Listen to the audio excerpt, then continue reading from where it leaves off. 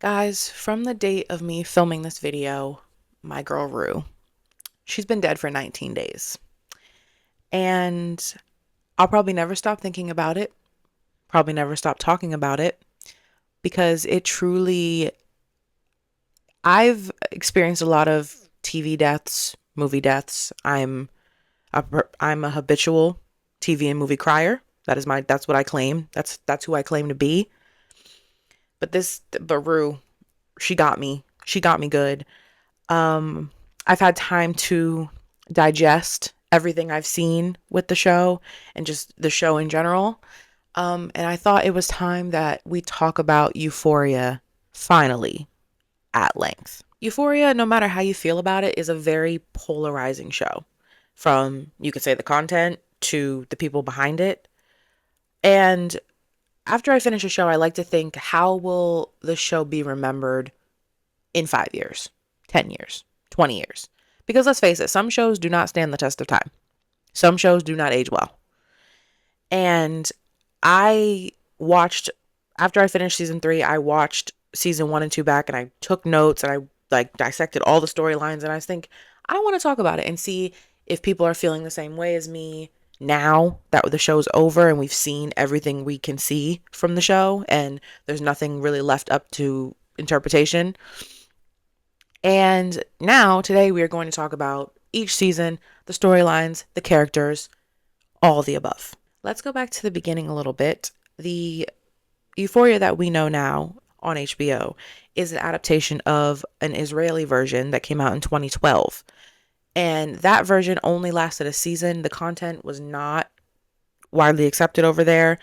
And the creators of that version are Ron Lesham and Daphne Levin. And they are also executive producers on the American version. And now we have Sam Levinson, who is the creator and writer of this version of Euphoria. And he was very, very candid about his own personal drug use and how he's pulled a lot from that with his writing and creation of Euphoria that we know now. Euphoria has so many different storylines, but I genuinely believe addiction is the heartbeat storyline of this show. Because we're pulling from Rue's perspective. Rue is the show's narrator, albeit very unreliable, which she candidly admits literally in the first episode of the show. And we're also pulling from, you have to think of the creator who also was an addict. So he's pulling from personal experiences and things he actually knows. And I feel like that is the crux, the heartbeat. Everything revolves around addiction in this show. I think what made Euphoria what it was the show's signatures and their calling cards and what they were known for. To me, their signatures were makeup and costume, cinematography, and music. And I think that is what people fell in love with when they started watching the show and stayed around for, just to see what they would see visually on the screen. As far as makeup, Daniela Davy is the show's makeup artist. She won Emmys for her work. And she talks a lot about how her makeup choices that she makes for the characters plays a lot into the emotional realism of the show. She doesn't just slap on makeup on someone's eye, just a random color for no purpose. Every color, every style, everything she uses all has purpose to the character's storyline. Like, for example, Rue, when she's going through her addiction or going through something, it's her makeup's a little darker. It's kind of falling. It almost looks like tears running down her face. It's supposed to represent the emotions that Rue is feeling in that moment. And then to play off of that, you have Jules in season 1, who she's really trying to come into her identity as as a young transgender girl. And she wears these bright colors and she wants to stand out. And she's also trying to tap into what femininity means to her. So she's trying all these different things, colors that you would never see on Rue because they're going through two different things emotionally. This is a side note just for me. Alexa Demi's makeup looks are my favorite out of all the characters. That like blue lid she had with the rhinestones, it was for a football game. She was in her cheerleading outfit, it was for a football game. And also her winged liner for the season 1 premiere of Euphoria. I don't wear makeup, but like oh, loved those makeup looks. I just love her makeup looks in general. Euphoria isn't Euphoria without cinematography. Marcel Rev is the show cinematographer, also an Emmy winner for his work on the show. There's a scene in the first episode of Euphoria, the pilot, where Rue is at a party and she's consuming a lot of drugs. The scene's really devoid of color. And then there's a needle drop, When I RIP by Labyrinth pops on. And we see Rue, and it's like flashes, almost like snapshots of her night. And then there's the moment where she feels like she's overdosing. And in the voiceover, she's saying, I didn't want to fuck up everyone's night, so I didn't like alert anybody. I didn't want to make anyone worry about me. I didn't want to be a problem. I didn't want to be a burden, basically.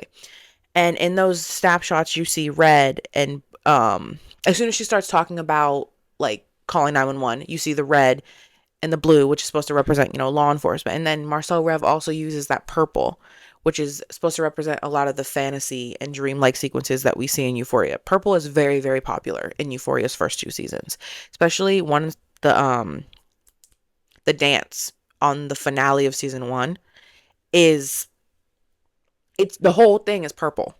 The whole backdrop of the episode is purple. And I love the use of purple in the show. It's obviously season 3 is a completely different aesthetic vibe than the first 2 seasons, which we'll get into when we talk about season 3. But I really, really do love the use of purple in the first 2 seasons of the show. Oh, Labyrinth, you were extremely missed in season 3 of the show. I don't think I can express that enough. The season 1 soundtrack, I played that into the ground in 2019. I played the shit out of that album all the time, in the car, all the time, in my room, when I'm studying, by myself, all the time. I think the most remembered music number for Labyrinth and Euphoria is the All For Us number after Rue relapses at the end of season 1. It's kind of how we leave the big cliffhangers, like what's going to happen next for Rue. She relapses. And that moment is so massive for Rue. They needed a song that could encapsulate those feelings. And that song was perfection. That song was perfection. To me, creating a whole musical production was to convey how big of a moment it was for Rue to relapse, because the whole season, it's in the back of your mind that it's going to happen because of the reasons she's getting sober are not the right reasons to get sober. You know that what she's doing is not conducive to anything positive. So you're just waiting for that moment. And obviously they do it in the season finale because they want to leave us off on a cliffhanger.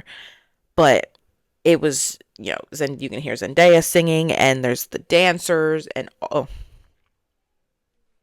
perfection. I also like using the same composer throughout seasons. It keeps like uniformity to your show and to your aesthetic and vibe, like Euphoria is known for. Season 1 of Euphoria, let's get into it. I'm calling this chapter The Rise of Euphoria. I'm going to be completely candid before we talk about this season. This is the best season of Euphoria. I don't really think that's, you could have points for season 2, I guess, but I think the plot, the most compelling and engaging plot is season 1. I understand why people would think season 2 just because of the big moment season 2 has, but I personally like season 1 better. And I think before we get into all the storylines, we have to meet all of our characters in season 1 of Euphoria. Okay, for our characters. First up, we have Rue, played by Zendaya. She is our central character, and again, her addiction is the heartbeat of the show. A lot of people have issues with her being the narrator because they're like, well, how does she know these things? She's kind of just talking out of her ass. But for me, an addict telling us stories that aren't completely true, it might be a little fabricated, fork found in kitchen. An addict is not known for telling the truth. So her being an unreliable narrator makes sense to me. And I also think hearing things from her perspective is important because she is that central character. And also, we're starting the show off with her candidly saying that she has no intentions of staying clean when she literally just got out of rehab. Next, we have Jules, played by Hunter Schafer. She is new to town, and she's trying to figure out her sexuality and identity as a transgender teen around a bunch of new people, and she meets a lot of people along the way that cause a lot of strife in her life, and that makes her identity journey a little bit harder along the way. Next up, we have Cassie, played by Sydney Sweeney. In season 1, Cassie's an all-around nice girl. People like her. She has a reputation around school as far as men. They talk about her a lot in not the nicest ways. And she has a reputation of being promiscuous, I guess you could say. And a lot of that stems from her troubled relationship with her dad, who left her and her younger sister Lexi because of his own addictions. So her gauge of good people as far as men is not the best. She likes to believe the best in these men that she's interacting with, when they're actually, a lot of them are the worst. Nate, played by Jacob Elordi. Nate is a very, very angry, angry guy. He hates the world, and it all stems from his relationship with his dad, troubled relationship with his dad, and he is having issues with his sexuality and his personality, and all of that manifests in him just being angry at everyone he interacts with. Speaking of that dad, Cal Jacobs, played by Eric Dane, first of all. Rest in peace, Eric Dane. Always McSteamy to me. He is, to the outside world, perfect middle class America white dad. He's a perfect white man to all these people. He's like God. But behind closed doors, he's abusive, controlling, predatory, gross, and I didn't realize how much strife he actually causes in season 1 until I rewatched the show, because I hadn't rewatched season 1 in years in its entirety. And I was like, wow, like he's really the reason for a lot of shit that goes wrong in season 1. Fezco, played by Angus Cloud, another rest in peace to Angus Cloud. He is a drug dealer around town, and he's also one of Rue's closest friends. And to me, one of the most important relationships that she has in this life. Speaking of important relationships, Lexi, played by Maud Apatow, is also one of Rue's best friends, her longest friend. They've been friends since kindergarten. And Rue can take advantage of her sometimes because of that relationship, and she knows how much Lexi cares for her. So if she needs someone to pee for her in a cup, Lexi's the person she goes to. If she needs somewhere to hide out from her mom chasing her around town, Lexi's is the place that she goes to. That's just kind of, Rue just kind of knows she'll always be there. And again, as addicts, they take advantage of people like that.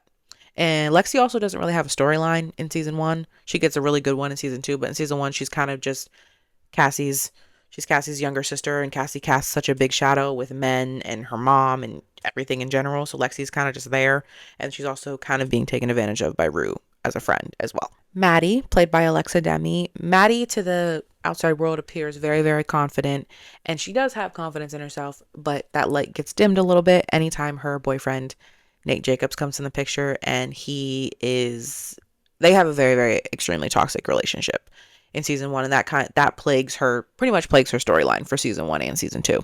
My girl Kat, played by Barbie Ferreira. Kat struggles with body image as a plus size girl, and she finds a little bit of solace online chatting with older men, and it gives her confidence, and she ends up changing how she dresses, how she acts, and it takes her on a whole different type of journey of self-discovery throughout season 1. McKay, played by Algie Smith. McKay is the only college student in the first season because they're all in high school. He is a college athlete who's struggling to get playing time, and he's used to being a big fish in a small pond, and now he's just in a pond with all the other fish, kind of on the same level, and realizing he might not be as good as some of the other athletes. So he struggles with that. He's also Cassie's boyfriend in season 1. We have Leslie, played by Nika King. Leslie is Rue's mom, and Rue's mom really tries to balance being stern with her, because Rue can become very disrespectful when she's high, as most addicts do, but also addicts need love and compassion. She tries to give that to Rue also, and she's also reconciling with the fact that she's losing her daughter to a drug, which is very, very heartbreaking. And we also have Gia, played by Storm Reed. This is Rue's younger sister, and Gia is actually the one that found Rue overdosed, which was very, very traumatic for her. And Rue can kind of forget that sometimes and kind of take advantage of her. And she's also kind of like Lexi in the regard where how Cassie casts such a big shadow over Lexi, Rue's addiction casts a big shadow over Gia's life. So Gia, again, can kind of just fade into the background sometimes. And to round out our characters, we have Ali, played by Coleman Domingo. He is Rue's sponsor, and to me ends up being like Fez and Lexi are very, I think Ollie is the most important person that Rue met throughout her entire life. She didn't know it when she met him initially in season 1, but yeah, If you watch the show in this entirety, you know exactly what I mean. Let's get into some season 1 storylines. So the first storyline that I want to talk about is Rue's addiction. And the central question with Rue's addiction is, why is she getting sober? Who is she getting sober for? Getting sober, the process of getting sober is a very long, grueling process. And if you don't go into it for the right reasons, it will never work. I believe from watching the show that getting sober for your family, a significant other, or something like that can be the start of why you want to get sober. But at the end, you have to find your own why. And I feel like Rue could never find her own why. And there's a perfect moment in the first episode of season 1 where Rue left the house and Leslie immediately thinks that she went to go do drugs, which she did go buy drugs. And she's like, I'm going to drug test you. And that's when Rue first takes advantage of Lexi, runs and gets the pee and comes back and all that. And in that moment, Rue's sitting on the toilet. Her mom's in the bathroom with her because she doesn't trust her. She has her back turned. But Leslie's like, you don't know how that made Gia feel finding you that way. And Rue's getting emotional because she loves her family. And there's a moment in narration where she's like, I know, to the audience, she's like, I know you all hate me right now. I promise you, if I could be a different person, I would. And she says, not because I want it, but because they do. Therein lies the catch. Essentially stating, other people want me to be a better person. So if I'm doing it, I'm doing it for other people. I wouldn't be doing it for me. And that is never sustainable. And that is the crux of what Rue goes through with her addiction this whole entire season. Rue loses her dad to cancer. And that definitely propels her addiction forward. But also when she was a kid, before her dad even passed away, she was diagnosed with things like ADD, anxiety, OCD. And if you don't have the proper tools to deal with those diagnoses, that can feel like a lot on your brain. And also in the pilot, she's telling Fez about the first time she ever tried liquid Valium. And she talks about how taking that quieted all the voices in her head. And she describes it as the feeling she's always been searching for, or the feeling she's been searching for her whole life. Basically, anything to quiet her thoughts in her head, because they're always racing and she's always thinking of other things, and she's trying to do anything to basically no thoughts, head empty is what Rue's going for. She doesn't want to process anything that happens to her because she doesn't have the tools and doesn't know how to even get to that point where she could process those things. An aspect of Rue's addiction that I really enjoyed the way the show did it was her family and how her family was affected by it. Because it's very easy to only think about the addict, but the family also is going through the addiction with the addict. And I feel like season 1 and 2, I loved the way they did it. And it's a shame they didn't do it really at all in season 3, which again, I'll get into once we get to season 3. But there's a moment in, I think it's episode 2 of season 1. I think Rue's on stage during class, and the teacher's having everyone go on stage and say what they did this summer. Well, what did they do this summer? Rue was in rehab over the summer. So she's immediately panicked on the stage. And there's a montage that plays over it. Fly Me to the Moon cover by Bobby Womack is playing over the montage, and it's showing like good moments between Rue, Gia, and Leslie, and they're happy and they're having fun in the house. And then in between, it's showing the bad moments.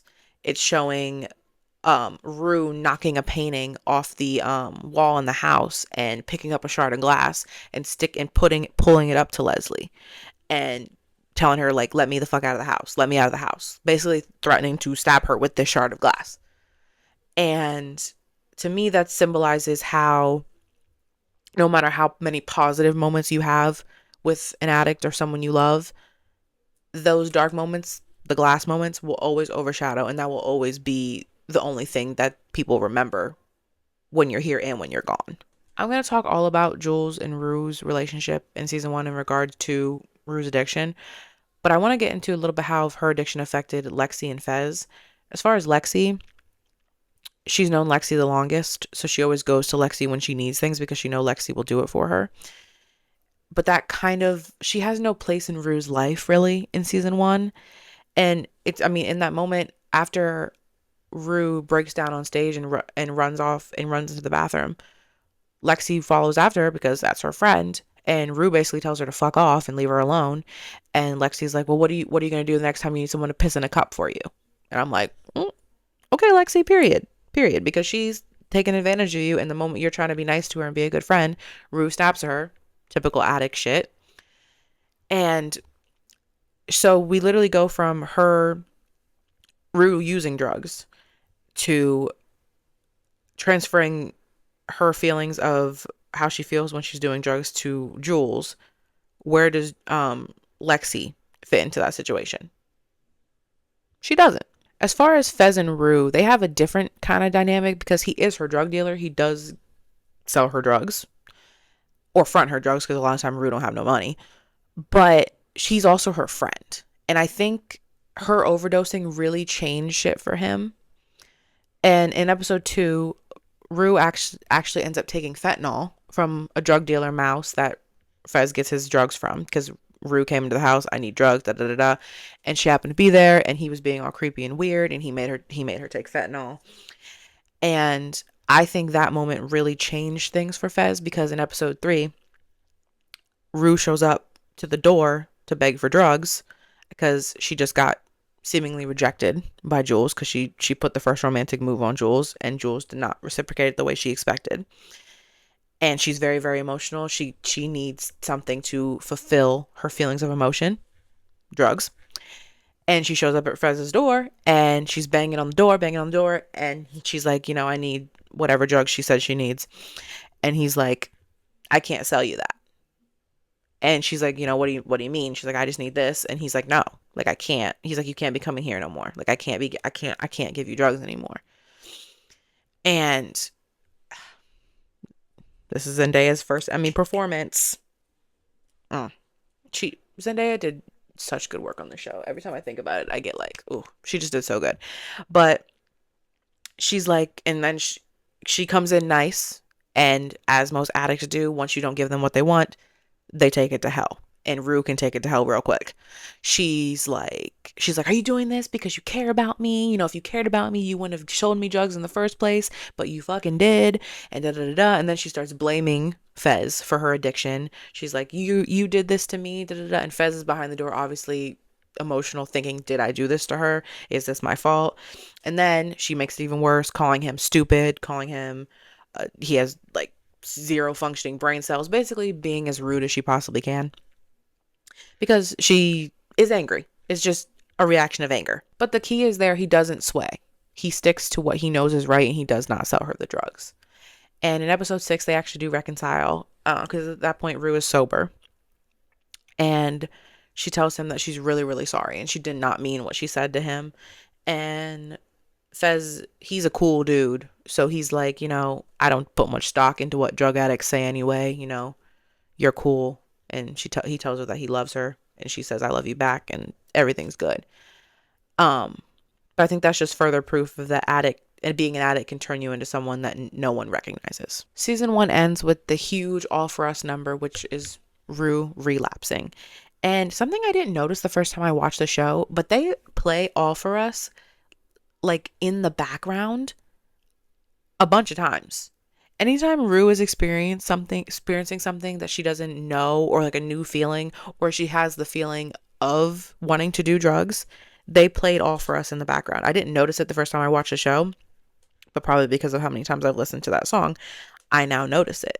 They played the song when she was 13 and she tried Oxy for the first time. They played it when she's helping Jules take photos for the guy she's chatting with online, and she's obviously, they're nude photos, so she's feeling attracted to Jules, so they play the song again, new feeling. The moment in the Halloween episode when she's around so much temptation as far as drugs, being there sober, it plays in the background.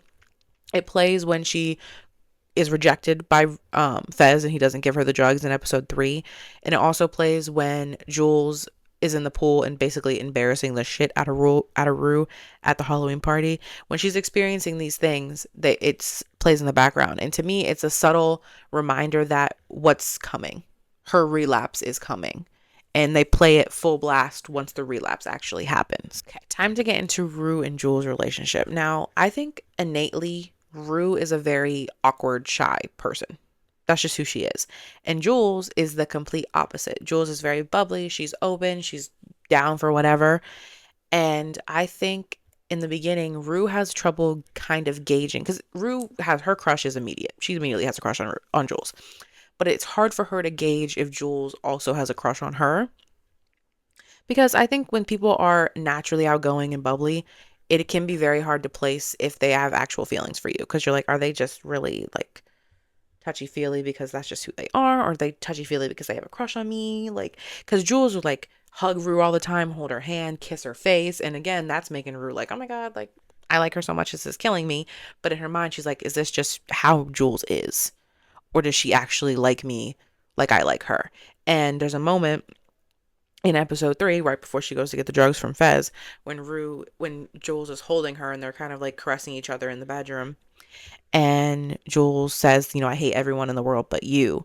And Rue's like, okay, this is my green light. And she takes the green light and she kisses Jules. And like I said, Jules doesn't have the reaction that she expects. Rue goes for that, but she also doesn't know at that point that Jules has very, very deep feelings for this guy, Tyler, that she's been chatting with online. From Jules' perspective, she's never had many friendships with girls or she's never had a romantic relationship with a girl either. So this is all new for her. Her relationship history is literally like hookups with random older men. And that all stems from her searching for validation from men in her femininity. She essentially believes if she can conquer men, she can conquer femininity. So her track record of relationships is not great. She has a situation where she doesn't really know how she's feeling about Rue because she's never had anyone in her life that had made her feel like Rue had made her feel.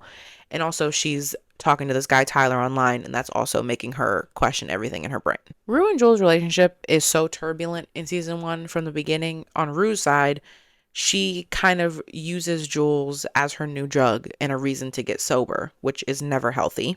And on Jules' side, she has feelings for somebody else, this guy she's talking to online.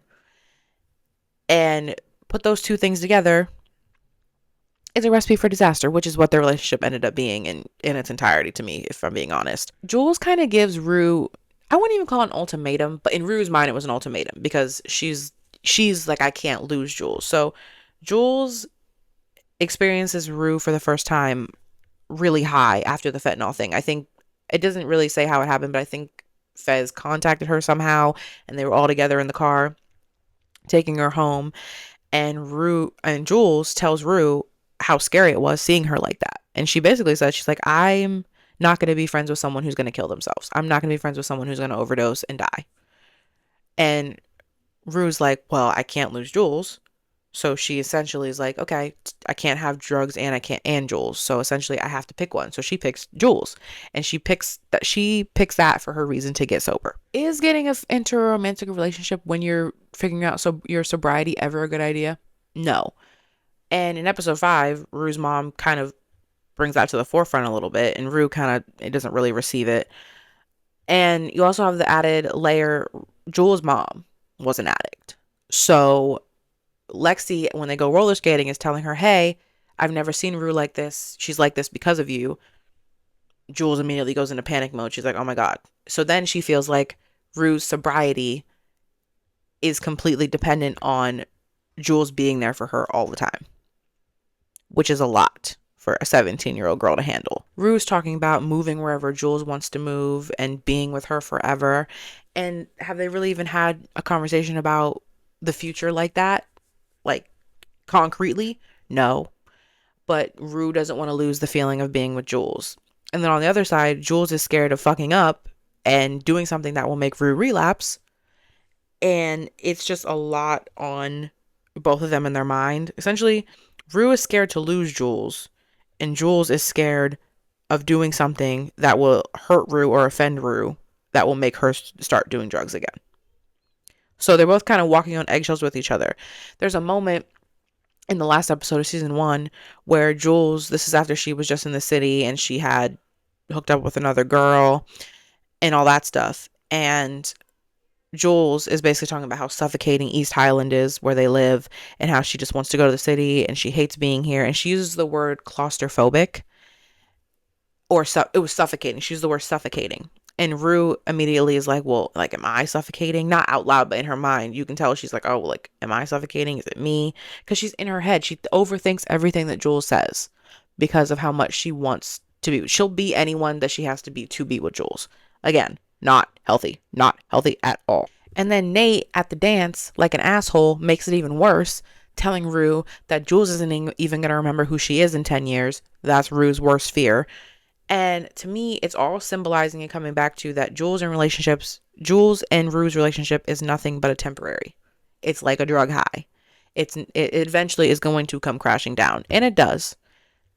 But Rue is trying to hold on for dear life so they don't get to that point. And throughout the episode, there's an overlay of a narration from Leslie talking at Rue's NA meeting. And she's talking about Rue's addiction, how it's affected her and how it's affected Rue and all that stuff.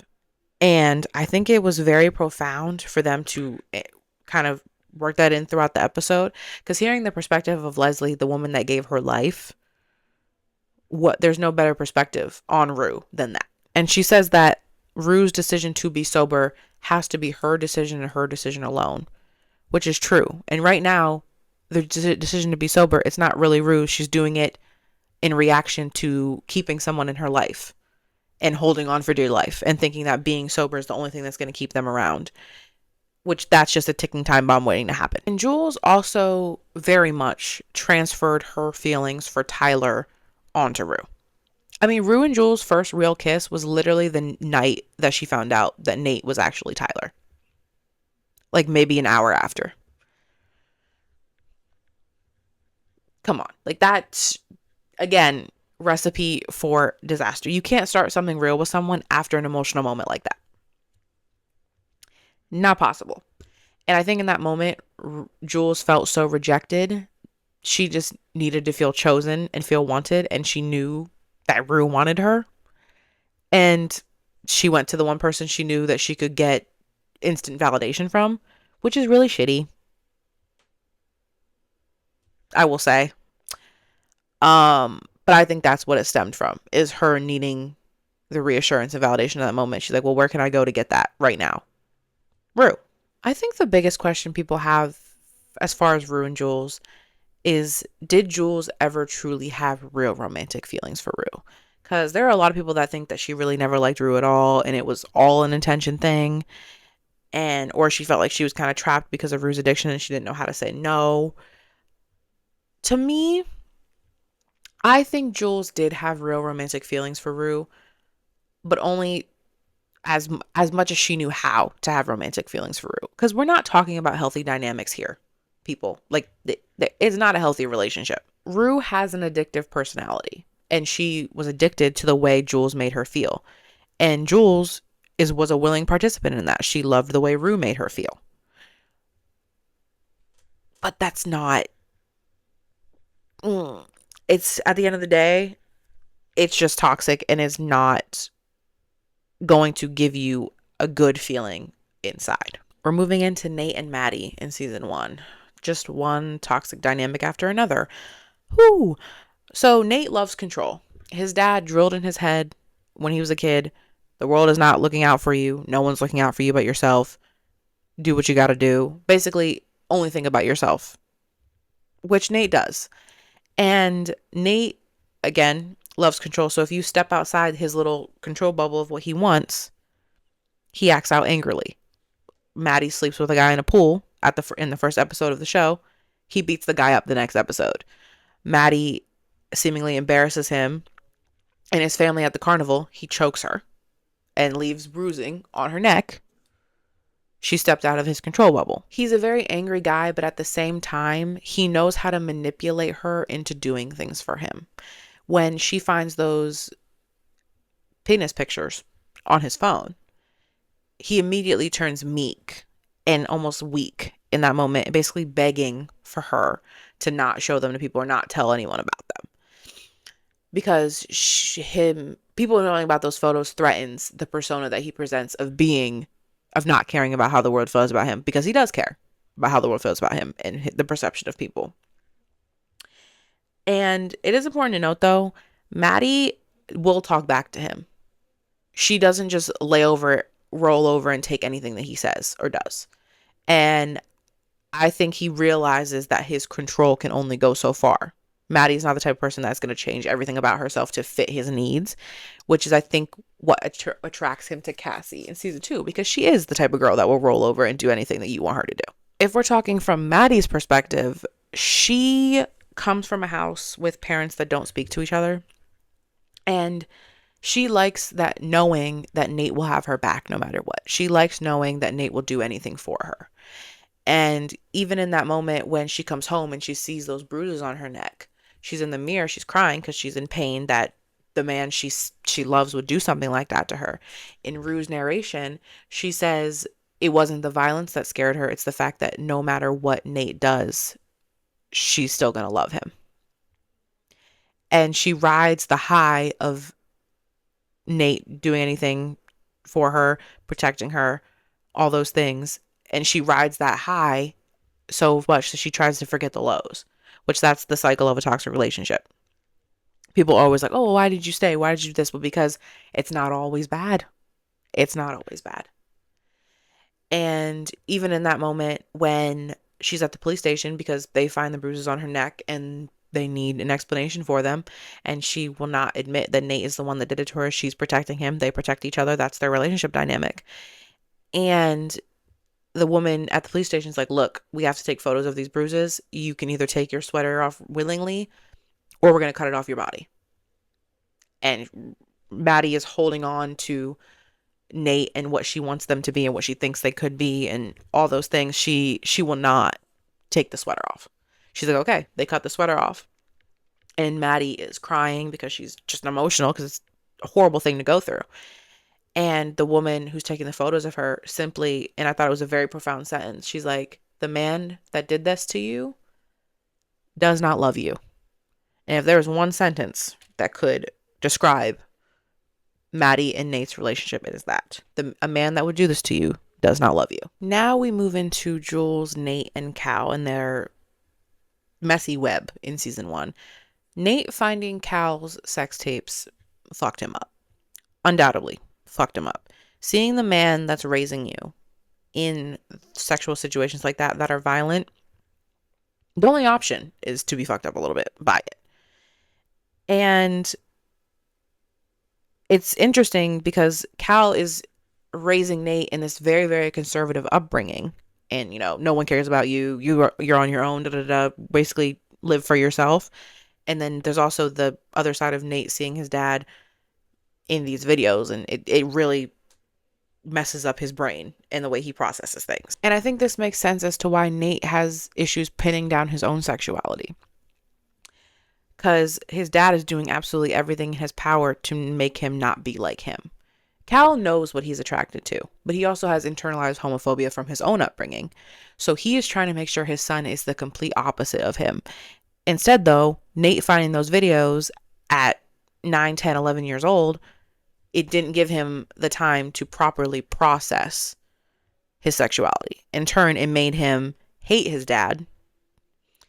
And Nate also has the mentality that he doesn't want to be anything like his dad. So he is trying to other himself from homosexuality or anything of that in that way completely. He doesn't want to be anyone to ever think that he could possibly be gay.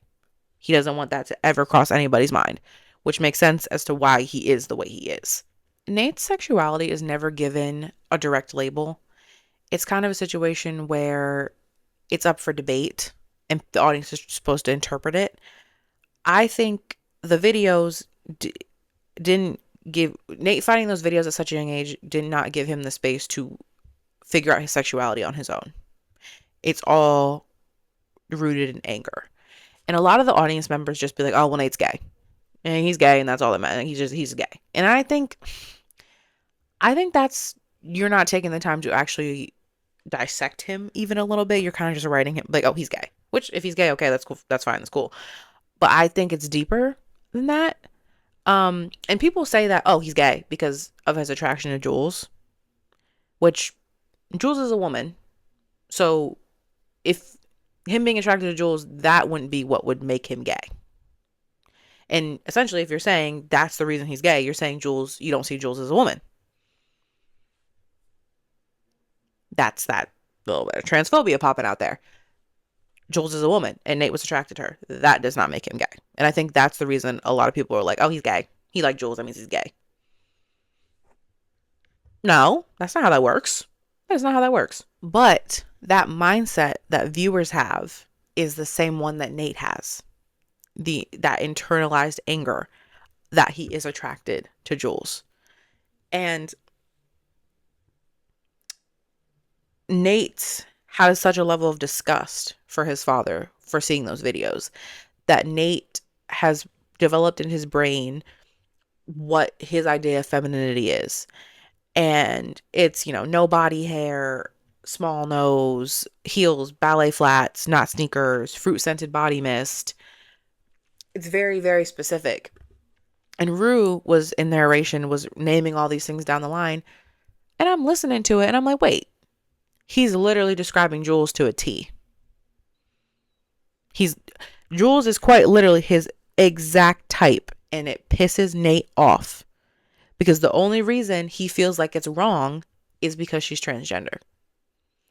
And that kills him because he knows that he's attracted to Jules and he hates himself for it. And they do drop subtle hints of his attraction to Jules in season 1 mainly. There's a scene where he gives Maddie this lingerie that's not really her style at all, and you can tell it's not her style, and she kind of looks at it like, it's like pink and frilly and pretty, and it's not something that she would wear. But you look at this outfit that Jules is wearing in the carnival episode, it's almost like the same thing. Nate is trying to fit Maddie into his idea of femininity and what he wants out of a woman, when Jules is literally there being the exact thing he wants out of a woman. But there's a little hang up in the back of his brain. She's transgender. I can't like her. If I like her, I'm gay.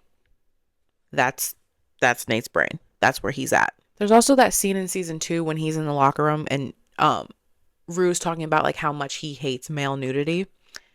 And there's that scene where he's walking down the thing and it's just like an array of penises, and he's trying to do his best to not look at any of them. And the reason he's trying not to look at any of them is because if he looks at one and he feels even a slight modicum of attraction, that would be earth-shattering to him and his I'm straight man brain. And did Nate have real feelings for Jules? So we know that he was attracted to her, but being attracted to someone and having actual feelings for them is not the same thing. So the question is, did he have actual feelings for her? I think in the beginning when he started this whole all-in-line persona, all that, I think it was coming from a place of trying to protect his dad and his dad's reputation, because he thought Jules was going to share that her and Cal had slept together. I think it did start that way, but when they do the dual POV thing, which that dual POV thing they do is one of my favorite things they did in all of Euphoria. When we should see their reactions to each other's messages, love that. There's a moment where he's talking to her at night and he's under the covers and he's like smiling at the phone. If he didn't have actual feelings, like, or didn't feel something, why is he smiling at the phone like that? Because it wasn't like a devious, like, haha, I'm gonna ruin your life smile. It was like a happy, I like talking to this person smile. But it's under the covers, which is symbolizing Nate hiding from his feelings, because he feels like he's not allowed to have feelings like that for Jules. And also, I really wish they would have done more with their dynamic in season 2, at least. Season 3 is a completely different show to me in a lot of ways, so I don't think they really could have done it with the way season 3 was. But at least in season 2, I wish they would have done a little bit more. Like, am I like sitting here like, oh my god, Nate and Jules endgame? Hell no. But I do think they could have dissected and went a little deeper into that connection that they did have. Guys, I completely forgot about Cassie and McKay's relationship. I didn't realize they were like, basically all of Cassie's scenes in season 1 are with McKay. Almost all of them.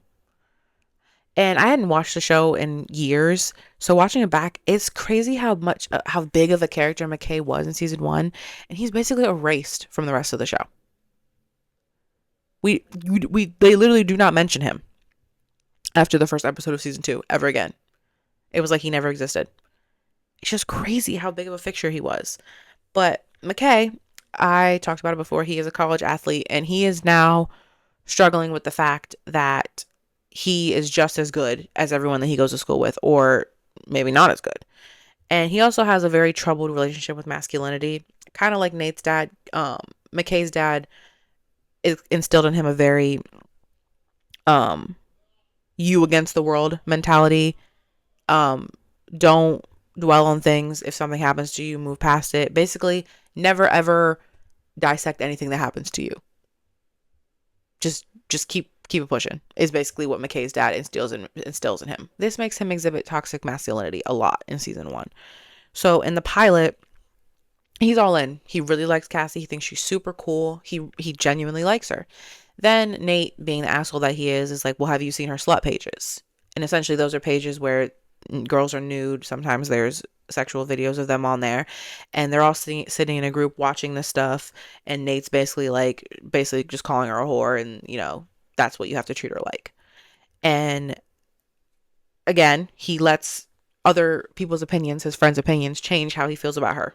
Which, what do your friends have to do with how you feel about somebody? That's just him not being able to stand on all 10. He can't stand up to his friends and be like, I like this girl, I don't care what y'all say, because that would make him soft. He can't be soft. And then in the carnival episode, when Nate walks up to them and he's like, I mean, y'all aren't dating, are you? Because like, oh my God forbid Cassie and him date. God forbid he's Cassie's boyfriend. And he goes, nah, we chilling. Nah, we just chilling. And Cassie's pissed because literally the episode before, he told her that he loved her. How fast they switch up. How fast they switch up. And he's ashamed of Cassie's past because his friend group told him he should be. In episode 6, Cassie and McKay are starting to have sex in his dorm. And all of a sudden, the frat that he's trying to join, they like rush into the room and basically they assault him. They sexually assault him. And in front of Cassie. And McKay kind of runs in the bathroom and he's very emotional because he's embarrassed. He's ashamed. He's pissed off, I'm sure. He's crying in the mirror to himself, and Cassie's kind of just sitting in the room because she doesn't know what to do. She's like, I don't know, should I say something? Should I knock on the door? I don't know. And she's texting, I think she was texting, was it Lexi she was texting, I think, or one of her friends, I can't remember, but she was texting like, he's just in the bathroom, I don't know what to do. He comes out of the bathroom, and Cassie's putting her clothes back on because she's like, well, we're obviously not going to have sex now, like that just happened. And he comes out and he's not crying anymore, he's completely stoic. He's like, why are you putting your clothes back on? And she's like, well, I don't know. And he's like, do you not want to have sex anymore? And she's like, well, no, we can. And he's like, okay, then take your clothes off. And then he starts having like rough sex with her. Because he has to regain that masculinity mask immediately. He has to snap that shit right back on because he can't, what happened to him, he can't let that be the last thing that Cassie sees. He's like, okay, well now I have to have sex with her and show her that like I'm not affected by being assaulted quite literally 10 minutes ago. Insane. I think the best way to describe Cassie is Rue's narration when she says she fell in love with every guy she's ever dated. Yeah. Cassie has a track record of dating these guys and they want certain things from her and she just does them because she doesn't want to lose them. She doesn't want to lose that validation. She doesn't want to lose the feeling of being wanted. If they want to take videos of them having sex and she really doesn't want to, she'll do it because he asked her. If he wants photos and she really doesn't feel like taking them, she'll do it because he asked her. And Cassie's relationship with her dad severely ruined her perception of what real love should be and how a man should treat you. And that's why she was content being with McKay. Even if things weren't perfect, he was giving her the love and affection and the attention that she wanted. And after that moment, in the carnival episode, when he doesn't claim her as his girlfriend, and then there's another episode later where he's acting like a little different towards her, she can feel him pulling back. She's like, okay, well now where I need that validation back. Where am I going to get it? There's this guy Daniel that's been trying to sleep with her since the beginning of the season, and she sees him at a party and she gets that feeling of validation of him wanting her. And she's about to sleep with Daniel, and then she decides, I really don't want to. And Daniel's kind of like, well, come on, like, you want to. Like, he's not taking no for an answer, basically. No means no. Doesn't apply to Daniel, clearly. And Daniel gets pissed off. He's like, well, what is this? Like, what have we been doing? And Cassie's like, she's thinking that, like, everything's cool. She's not thinking, like, oh, in the back of her mind, I'm sure she's like, oh, all he wanted was sex. But in her mind, she's like, oh, Daniel's different. Like, he's a nice guy. You gotta watch out for them nice guys, because even the nice guys, some of the nice guys can be the worst guys. And he's like, well, what are we doing? And she's like, well, what do you mean? And she's like, I'm with McKay, da da da. And then she's like, well, he's like, what do you think this is? Like, do you think I'm just doing this because I'm interested in you? And he basically tells her, he says that she's so boring. And he tells her, he's like, if any guy that acts like they're interested in you beyond just sleeping with you, they're full of shit and they're lying to you. How shattering for a girl who has zero self-esteem. But Cassie also knows that that is something that she can give guys and that she's willing to give her body.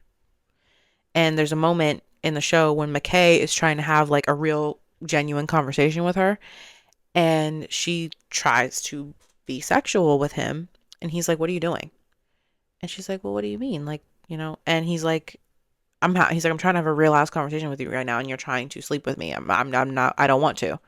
And that makes her feel embarrassed, because she doesn't really know how to relate to anyone outside of that. She doesn't know how to get deep in other ways. And the issue with that is not, like, being sexual, that's not a problem. There's nothing wrong with a woman being sexual. The issue is if you don't believe you have any value to a man outside of that. That is a slippery slope, and that is very dangerous. And that is exactly who Cassie is as a person. Did you guys remember that Cassie was pregnant at the end of season 1? Another thing I forgot until I watched the show again. Completely forgot about that. And Cassie was thinking about keeping the baby, but McKay's like, that's probably not a good idea. And it really wasn't a good idea, because she was keeping it for the wrong reasons. Partly, I think, kind of to hold on to McKay for a little longer, because their relationship was on its way out the door. And also because, like, the idea of having something that will love you unconditionally, a child, both not good reasons to start having children in high school. And it's also kind of upsetting, because at the end of season 1, it seemed like Cassie really wanted to not be as male-centered and wanted to kind of find herself a little bit. But yeah, that didn't happen, because she had that realization the end of season 1 in the dance episode. Cut to like 2 or 3 weeks later, she is having sex with Nate in the bathroom of the party at New Year's. So yeah, that little self-discovery journey that I was hoping we were going to get from Cassie in season 2, yeah, that never happened. I do wish we could have seen more of McKay's character in season 2. Like, yes, but did he have toxic masculinity? Yeah, but I feel like it was redeemable toxic masculinity. It wasn't like Nate. I felt like McKay was redeemable. I don't think he was an inherently bad person. And Sam Levinson said that his storyline kind of ran its course, and if he wasn't dating Cassie, he really didn't have a purpose on the show.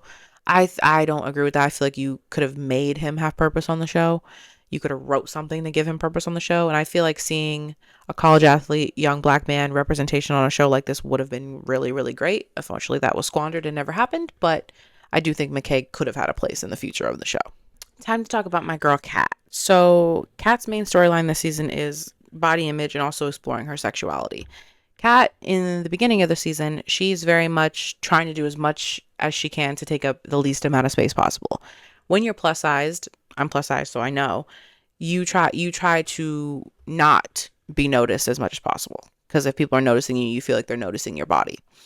And in the beginning, Kat is a lot different than her friends. She doesn't show as much skin in the stuff she wears, and she's also, very important to note, a virgin.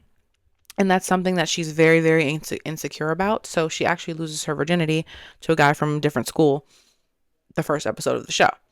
And she's very excited that she just got it over with, done, whatever. And she thinks that, it's done. I never have to think about it, talk about it again. Well, the guy that she slept with actually took a video of her and put it on a site for everyone to see. And this opens a whole different can of worms for Kat in her life that she never expected. And at first, Kat's like mortified, because a video of you sleeping with somebody being put online without your consent, revenge porn, but also very, very deeply unsettling.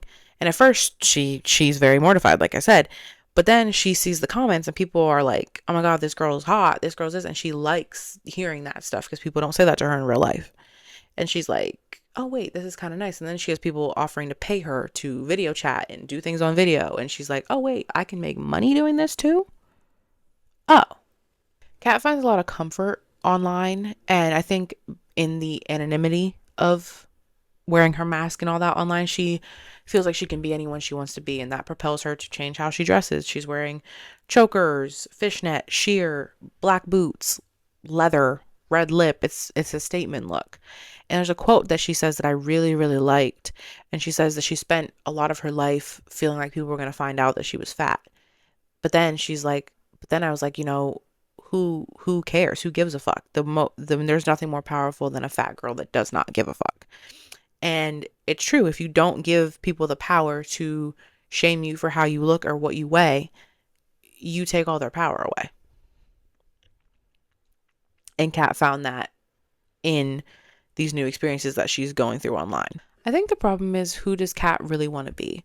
Because she hardens herself a lot in this experience, and she thinks that the only thing men will ever want from her now is the videos, sex, and stuff like that. Because she meets Ethan, and Ethan actually wants to date her, and she's kind of pushing it away because she doesn't want to become vulnerable or sensitive again. And I think Kat really needed to find a happy medium, realize that like she can have real relationships with guys. It doesn't always have to be the way it is online of people wanting something from her physically. But I do also like the fact that she did find more confidence in herself, and that living in a fat phobic society, that she can exist as a plus size woman and it be okay. So I think she kind of just needed to find that happy medium, which I think she does at the end of season 1. Season 2, we'll get into that later. At the end of each season, I kind of want to share my favorite episode from the season, and my favorite episode from this season was episode 4, the carnival episode. Everything kind of comes to a head in this episode. You have, first of all, Cal realizing that Jules actually does live in East Highland, and that she also told Rue that they have slept together, so he's in panic mode. You have Cassie and Maddie taking Molly together. You have Nate choking Maddie because she called him out in front of his whole family and called his family out for being weirdos and assholes. You have Kat and Ethan having a romantic moment, and it kind of being misread by Kat, him talking to another girl, and that went nowhere. And then Nate revealing himself to Jules as being Tyler. That all happened in that episode. And then it ends with Jules and Rue having their first real kiss. And this is only halfway into the season, and it just opens up so many more storylines for the rest of the season. This was a good ass episode. And also that moment when Rue loses Gia at the carnival, and Jules is helping her find him, and Cal is also looking for Jules to kind of confront her and ask her to keep his secret. And the music is swelling, and the fireworks and the lights. Oh my god, cinematic, beautiful. As far as the public reception for season 1, it got very good reviews overall. I think Zendaya's performance specifically was a big calling card for the show, and obviously she won her first Emmy. And obviously cinematography was huge for the show and kind of set the standard for what was expected for the rest of the show as it went on. You do have critics of the show that say it has too much nudity or drug use, which I can't deny it. It does. It's definitely, the show is not everyone's cup of tea, and I can acknowledge that. And it can definitely be jarring at certain times. I do, however, think the nudity specifically, it gets worse as the show goes on. And that is also something I will talk about as the show goes on when we get into seasons 2 and 3. As we move into talking about the special episodes, I do want to remark, I know my outfit's different, my nails are different. It's a completely different day. I don't have the stamina yet to sit and do all my long form videos at once. I'm trying to get there. I'm used to doing TikToks, which obviously are short form. If you do want to follow me on there, my username is gablocke, GABLOCKE. I also talk about TV and film on there as well. But yeah, my body's not equipped for long form content in one sitting yet, but we will get there. We are going to get there. I'm making that promise to myself that I'm going to get there. I will say COVID really altered the timeline of this show. Personally, I really believe if COVID never happened, this show would have been over 2 or 3 years ago. COVID really put a hink in them being able to get seasons out as fast, and then obviously more time passed. The actors got more and more exposure, more and more projects, and then it just kept pushing and pushing back. But they were able to do 2 special episodes within the COVID break. And one is centered around Rue and one is centered around Jules. So these special episodes pick up right after the Jules leaving Rue at the train station. So obviously the whole show mostly is in Rue's point of view. So we don't really know what Jules is thinking a lot of the time. And I love both of these episodes so much. I think these are 2 of, if not the best episodes Euphoria ever had. But for Jules' episode, it was really amazing to see Hunter Schafer. She was a part of the writing process, and hearing her put in her own personal experiences as a trans woman into the script. It was such great writing on both ends, on Rue's episode end, and Jules' episode end. And these are 2 of my favorite episodes of Euphoria. And honestly, some of my favorite episodes of television ever, in general, of all the TV shows I've ever watched. I'm going to go through the storylines of each of the episodes. I'm going to just talk about Rue's episode first. So Ollie and Rue's bond is one of the essential aspects of this episode. Obviously, Ollie and Rue meets Ollie at a very crucial time in her life. She's struggling, and she really doesn't know who to talk to because she feels like no one really understands what she's going through, which is true. Obviously her mom and her sister support her, but they don't understand what it means to be an addict. They don't get that. And at first, I think she kind of resents Ollie because Ollie comes up to her in the first season and she's not really receptive to anything that he has to say. She kind of gives him like a little bit of attitude, and he's immediately like, okay, like you're a child. You don't really even know what you're talking about. He's not fazed by her having an attitude. He's almost expects it. And Rue is able to lie to her mom, lie to Regia, lie to Jules. She's never able to lie to Ollie. And I think in the beginning, she hates that she can't lie to him. She almost like sees him and she's looking into a mirror, and that angers her because as an addict, many addicts don't like when you tell them about themselves. They actually hate it, and they don't like hearing the truth about themselves. And Ollie is always going to give Rue the truth about herself. When you do tell the addict the hard truth, you end up hitting them in the place that is ashamed of their addiction. And Ollie extends that invitation in the first season for them to go out for pancakes, which obviously they do go out for pancakes. She calls him at the end of episode 3 after she has the breakdown on in front of Fez's apartment. And that's when he tells her, like, you can't bullshit me, basically. And I love this episode because it's just constant dialogue, but it's dialogue from one addict to another. And it's just really, really great conversation. My favorite aspect in Ollie and Rue's relationship is the balance that he brings into her life. He doesn't sugarcoat shit, but he's also very cognizant of how meek and how low Rue is about her outlook of life. And he recognizes it almost immediately because she has suicidal ideation. She's expresses to him that the only reason she even does drugs is because that's the only way she feels like it will stop her from killing herself. She's very open and honest about that with him. And Ali is telling her, like, same thing. I've relapsed. I've wanted to kill myself. I've done bad things. And he tells her, you don't know how to live life. He's trying to teach her that she needs to appreciate the people that she has in her life and hold on to the people that she has in her life, because she does have people in her corner. But Rue very much doesn't want to be a burden, doesn't want people in her business. So she just tells nobody anything.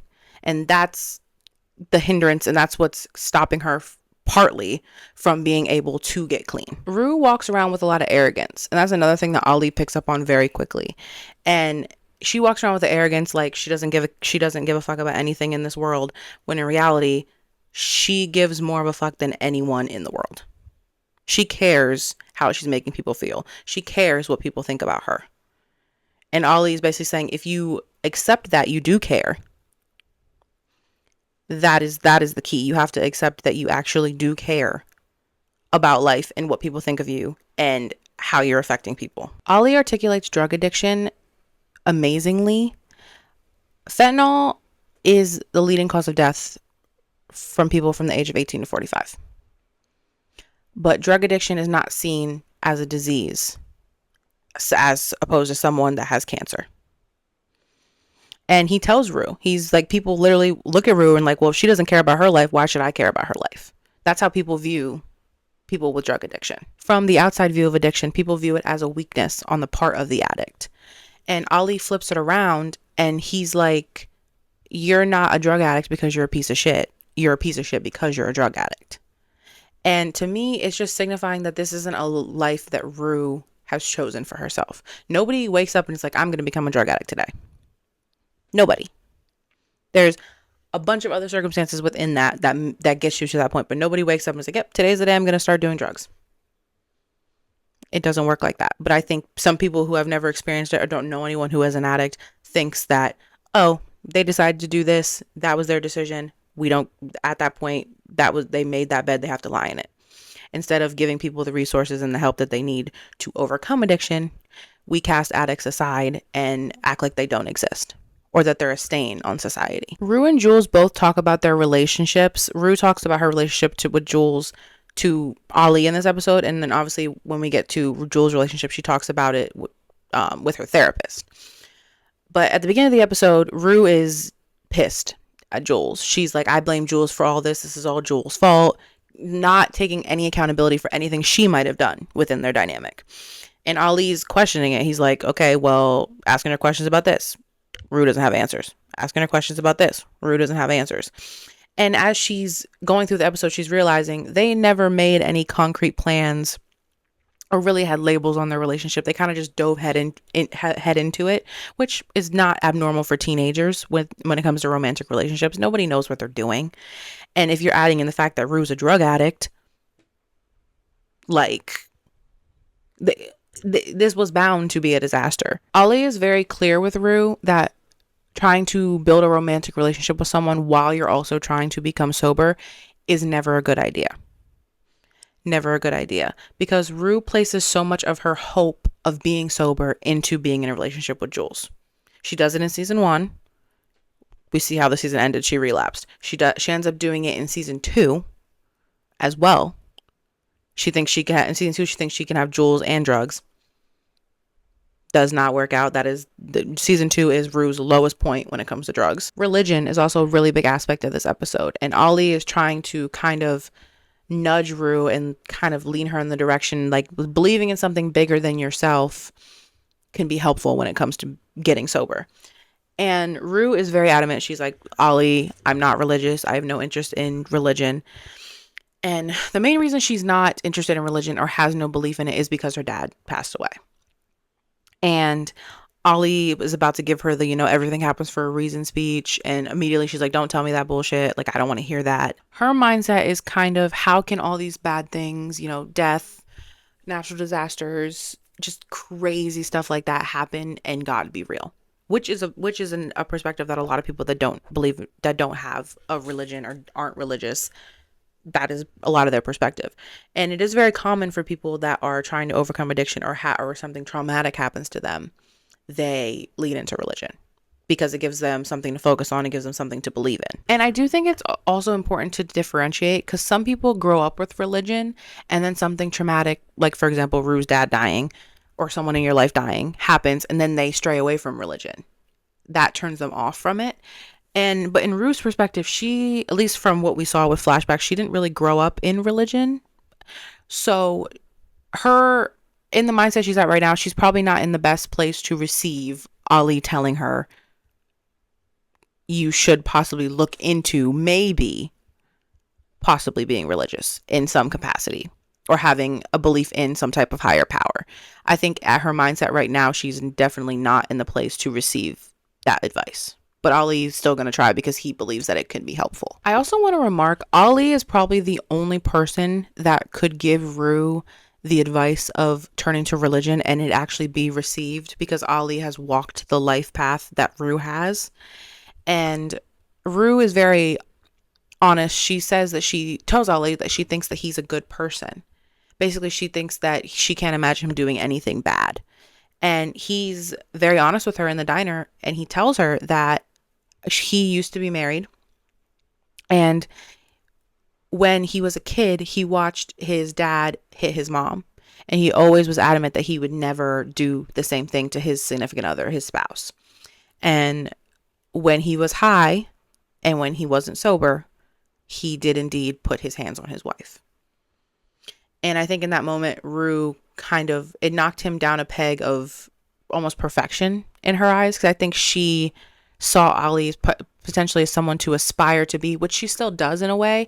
But I think in him telling her that he's also made horrible, horrible decisions. And, obviously he's sober now and he helps these kids out, but he's not perfect. He's done things that are never going to be forgiven to some people. And Rue also has done things that might never be forgiven to some people. But that doesn't mean that you can't forgive yourself and start walking that path of sobriety. It doesn't have to deter you, essentially. Because Rue's whole thing is she doesn't know how to walk back on the path that she's already set forth and all the people that she's hurt. She doesn't know how to mend all of that. But Ali's basically like, first of all, you got to fix yourself and you worry about that after. Jules' episode. Jules talks to her therapist a lot about femininity and what it means to her now that she's experienced certain things as a trans woman. And I thought it was interesting to hear her talk about how her relationships with men have really affected her and her relationship to herself. And when I talked about her storyline this season 1, how she talked about conquering men equals conquering femininity. Obviously, when in reality, men have nothing to do with your own personal femininity. But in her mind, the more men that were attracted to her, the more feminine she was, the more she felt like a girl. And I understand that, especially from her perspective, coming into a situation where in her mind, if she's wanted by men, her transitioning is validated. That's how she viewed it. And I like that she kind of flips it on the head a little bit after she's experienced Cal, she's experienced Nate, she's gone through all these things, she's been loved by Rue, and she's reflecting on all of that in her head. And she says a line that I really, really loved. She says, being trans is spiritual. It's not for anyone else. It's not for congregation. It's for me. And that to me is basically means it's her job in her mind to define what being feminine means to her. It doesn't have to have anything to do with men or the male gaze. And it honestly makes me so sad because I really wanted her to go on that journey in her storylines in the future seasons. And if you watch season 2 and season 3, she did not go through any type of journey in those situations with her newfound perspective on femininity. Like, it actually makes me so upset when I realize where she ended up in her canon storyline. It's so frustrating. She also says that she's no longer interested in what men want. And again, her future storylines were not reflected in that at all. And it's not even that she was in relationships with men, because in season 2 there was Elliot and in season 3 there was Ellis. But none of these relationships benefited her internally as a person. Did she benefit from being with Ellis monetarily? Sure. But I don't know. I just feel like there was no depth to that. And it felt like everything she said in this special episode fell on deaf ears for the rest of her last 2 seasons in the show, which is so disappointing. So disappointing. Now, for the first time, we get Rue and Jules' relationship from Jules' perspective. And Jules tells her therapist that she fell completely in love with Rue. No one had ever looked at her the way Rue looked at her. And it was a completely different feeling for her. And I think that probably overwhelmed her a lot, as it would anybody. Because to be with Rue, you're also taking on her battle with addiction. And obviously in Jules' mind also, you're also have to factor in her mom was an addict. So I'm sure that was a lot on her mentally and emotionally. Jules' biggest contention with her relationship in regards to Rue is the codependence. She feels like if she's not 100% always there, if her and Rue don't stay together, Rue won't stay sober. And I mean, her thoughts on that were 100% validated because what happened when she left Rue at the train station? She relapsed. So she wasn't completely off with that. Her eye-opening moment to Rue's addiction was episode 2 of season 1 when Mouse gives her that fentanyl and she sees Rue in that state. And that's when she tells Rue, like, hey, If you're going to overdose, I'm not going to have a friend that's going to die. Like, I'm not going to be friends with someone that's going to end up overdosing and die on drugs. It's not happening. I can't do it. And I refuse to do it. And that's the ultimatum that made Rue get sober for the majority of the first season.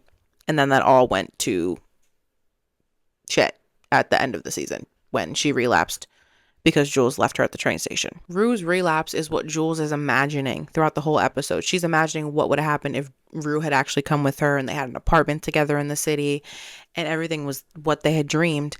And her worst fear is her getting home from anywhere and walking in and that bathroom door's locked, she can't get in, and Rue is dead on the floor. That is literally her worst fear. And the whole episode works up to that fantasy coming to fruition and that happening, and it's scaring the hell out of her. That's what she thinks of when she thinks of Rue, because she knows Rue's addiction she has not battled any of it yet. She has not truly reached any type of height as far as getting over the hump of being an addict and reaching and being closer to sobriety. She has not gotten to that point yet on her own for her own reasons. She's doing it because she wants to be with Jules and she wants Jules to stay with her and she wants Jules to love her. But that's not healthy and that's not enough. It's also clear to me that Jules has deep insecurities in regards to romantic relationships. Her mom put her in a psychiatric facility for 9 months as a young girl. And when the person that gave birth to you is supposed to love you more than anyone in this world, nurture you, does something like that to you, it's not a far stretch to believe or to think that you will not have the best compass or judgment when it comes to a romantic relationship. Because the one person who's supposed to care about you above all, she carried you for 9 months, would do something that traumatic to you. So it's not a far stretch that Jules has deep insecurities when it comes to people in her life and believing that they're not going to stay.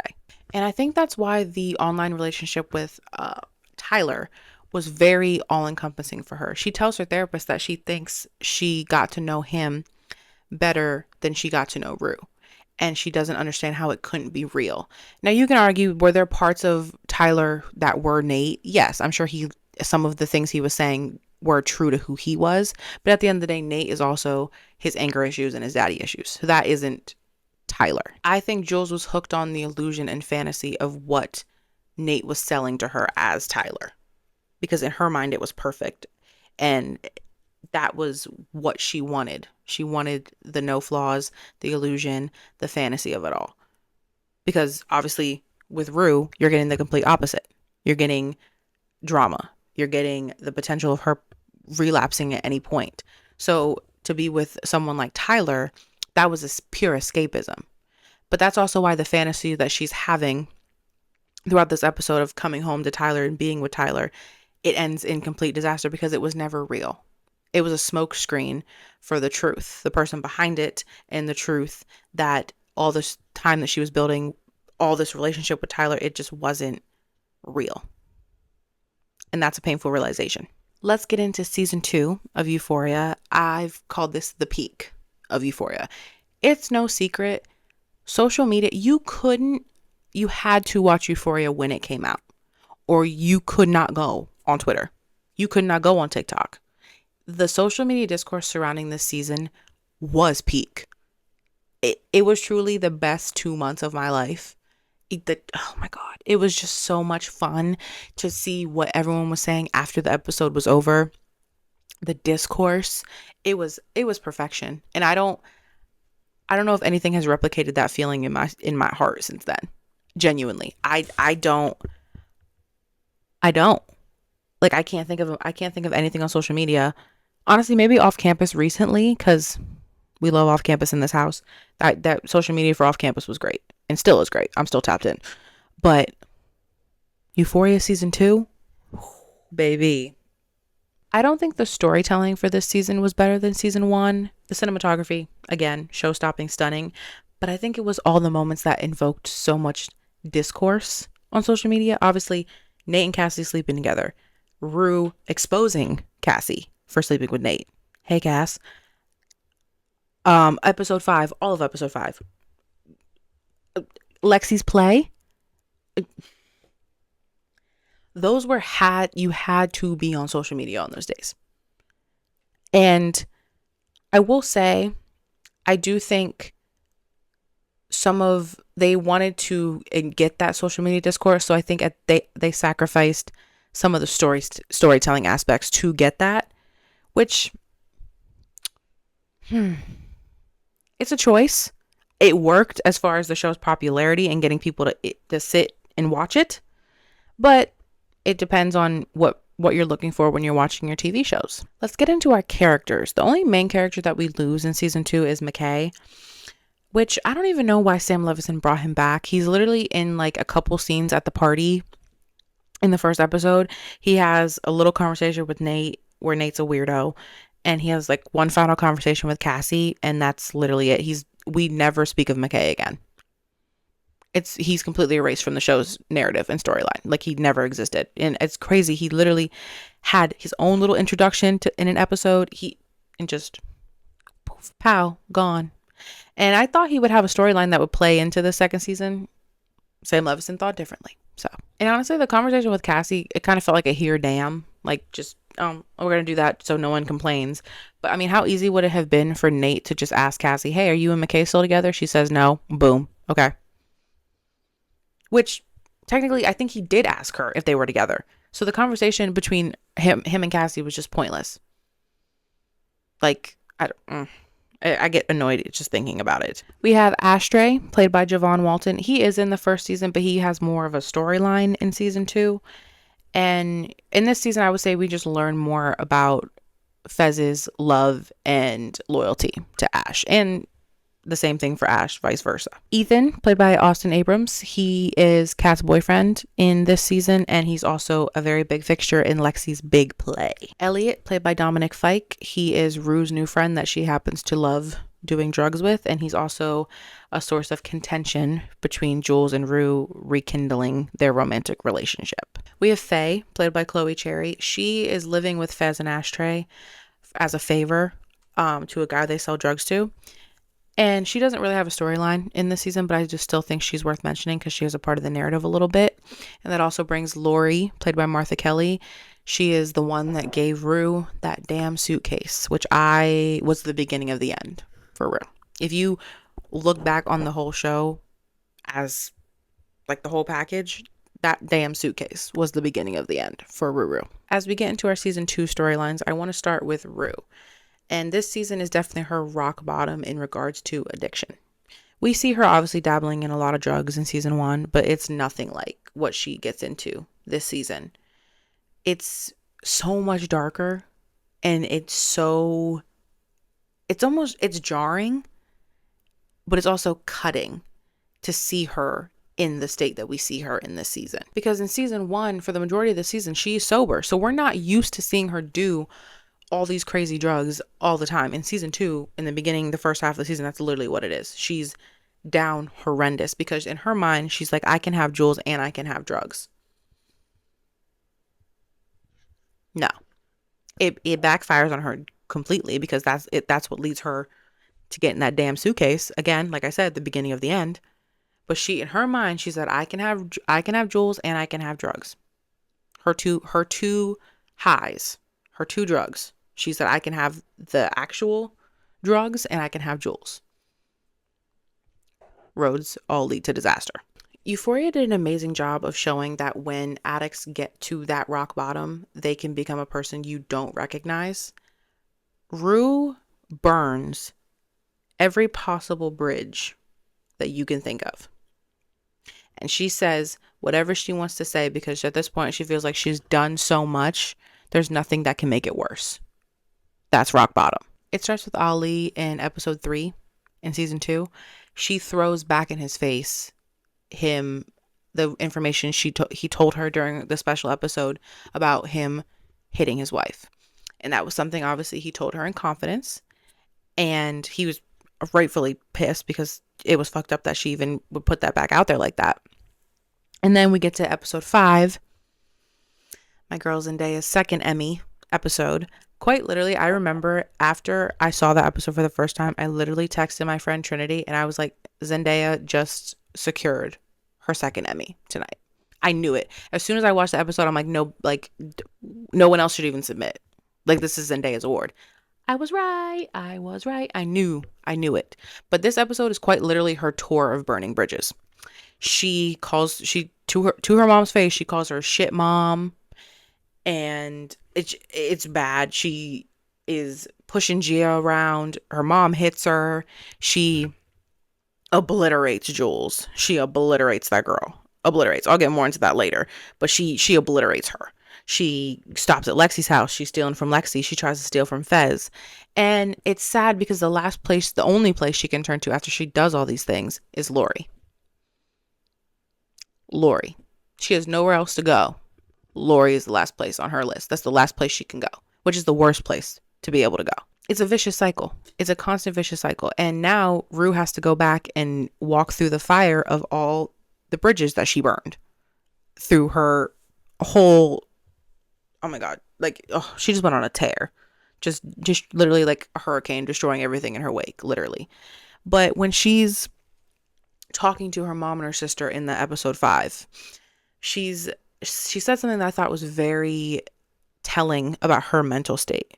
She says, "You wish I was different, so do I. You fucking hate me, so do I." And that takes me back to the pilot episode when I talked about her sitting on the toilet doing the drug test with her mom. And she was saying to us as the audience, she's saying, like, I know you probably hate me right now. I promise you, if I could be a different person, I would. It's all self-loathing. Rue hates herself. Her self-esteem is below the floor. She hates herself. That's literally what it is. It has nothing to do with the people in front of her. She hates herself. Point blank, period. Until she learns that she does have worth as a person, she will never be clean. She will never get sober. If I got clean today, no one would forget the trauma of me not being clean. Rue has this realization in episode 6 after her breakdown in episode 5 when she's going through her withdrawal. And she's realizing that no matter what she does, she has already hurt these people. She has caused them pain. She has to be ready to face that head on. It's the only option. She's already done this. There's no walking back what she's done. And I feel like she's never ready to face the pain that she's caused her family and friends head on. Her mindset is always, what can I do? How can I make this worse? Because I can't make it better. So literally all I can do is make it worse. That's always her mindset. And this season does continue with religious symbolism a lot. And Ali has instilled the mindset of her believing in something bigger than herself.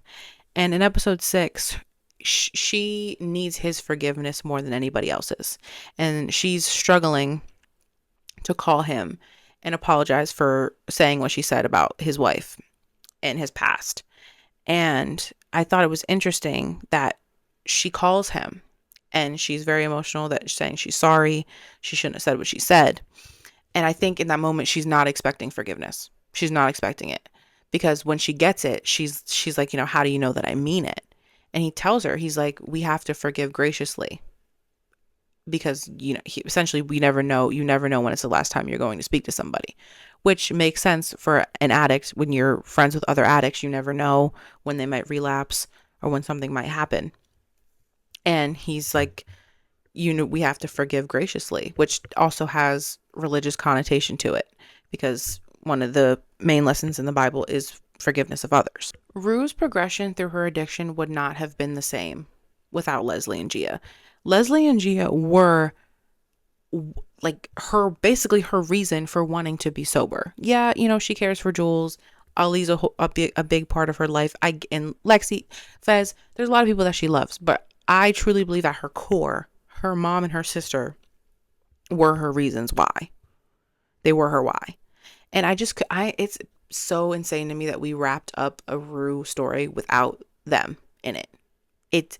Every time I think about it, I get a little pissed off, because if you would have told me when I started watching the show that we would end the show without them in the show too, which is another reason why I'm very much of the opinion that the show could have ended with season 2. Sam Levinson, he said he went for realism when it came to how Rue's story ended. We'll get into that when we talk about season 3. But for me, I don't think the way season 2 ended was not realistic. It wasn't her and Jules riding off into the sunset or her in a voiceover saying that she stayed clean for good. She says, I stayed clean till the end of the school year, and she left it there. And I think it would have been so much nicer for us to leave that up to interpretation and thinking like, okay, well, do we think Rue is able to stay clean? Do we think she has the tools? I would have loved that so much more than what we actually got. Because again, it's not realistic, but it does have an aura of positivity because overcoming addiction is possible. That is also realistic. The next storyline I want to talk about is Rue and Jules' relationship in season 2. So they end up reigniting their relationship literally the first episode of season 2, maybe 2 weeks after Rue got left at the train station. And Jules learns that Rue did relapse after she left at that party, the New Year's party in the first episode. And obviously, Jules is crushed because, again, we learned in her special episode that was her worst fear, for Rue to relapse because of her leaving or her having any hand in that. And in that moment, I'm like, okay, this is the perfect moment for, some reflection, maybe some conversations about a potential future, but not diving into that right now. Oh, well, no. Communication has never been Jules and Rue's strong suit. So we're not getting that. We're getting them diving right back into that relationship, which we know never ends well. I did like the montage sequence they did for Rue and Jules about their love story. In every single movie they did, all those stories ended in tragedy. Brokeback Mountain, Titanic, and Ghost. You know how all of those ended? In death. I do think it was an interesting way to encapsulate the trajectory that a Jules and Rue relationship has to end in, because of who they are as people at this moment in time. The two factors that really hinder them this season is Elliot and drugs. And those two happen to go hand in hand in this season. And Elliot, he's a plot device. He was literally written into the show to drive a wedge between Rue and Jules. He had no purpose outside of that. And I'm going to be honest, I didn't like his character really at all. I like my little plot devices, but I do like them to have a little bit of substance. He didn't really have any at all. He did tell Jules about Rue's drug use, and obviously that led to her telling Leslie, and that led to Rue getting clean. But he did that for his own guilty conscience. He didn't do that for Rue. And he also didn't do it until he started feeling deeper feelings for Jules. So that, to me, is null and void. Like, you did it, and sure, it saved Rue's life momentarily, but it wasn't for a good reason. It was a selfish choice for you. And he was the worst thing for her, because for her to find someone that she could do drugs with, because before she was just buying drugs and doing them by herself, or doing them at parties, but for her to have an actual friend that she could just go over to the house and just do drugs with for hours and hours, that is like putting a literal atomic bomb in Rue's life. That's the worst possible thing you could ever give to Rue, is access to someone to do drugs with her. Elliot gave Jules a drug too. Attention that Rue couldn't give her, because Rue is barely sober in her presence. So she doesn't even, her mind isn't anywhere near, oh, I need to give Jules attention. So obviously Jules doesn't know in the beginning of the season that Rue is using drugs. So in her mind, the lack of attention is lack of interest. And Jules is a very touchy-feely person, and Rue is not that type of person.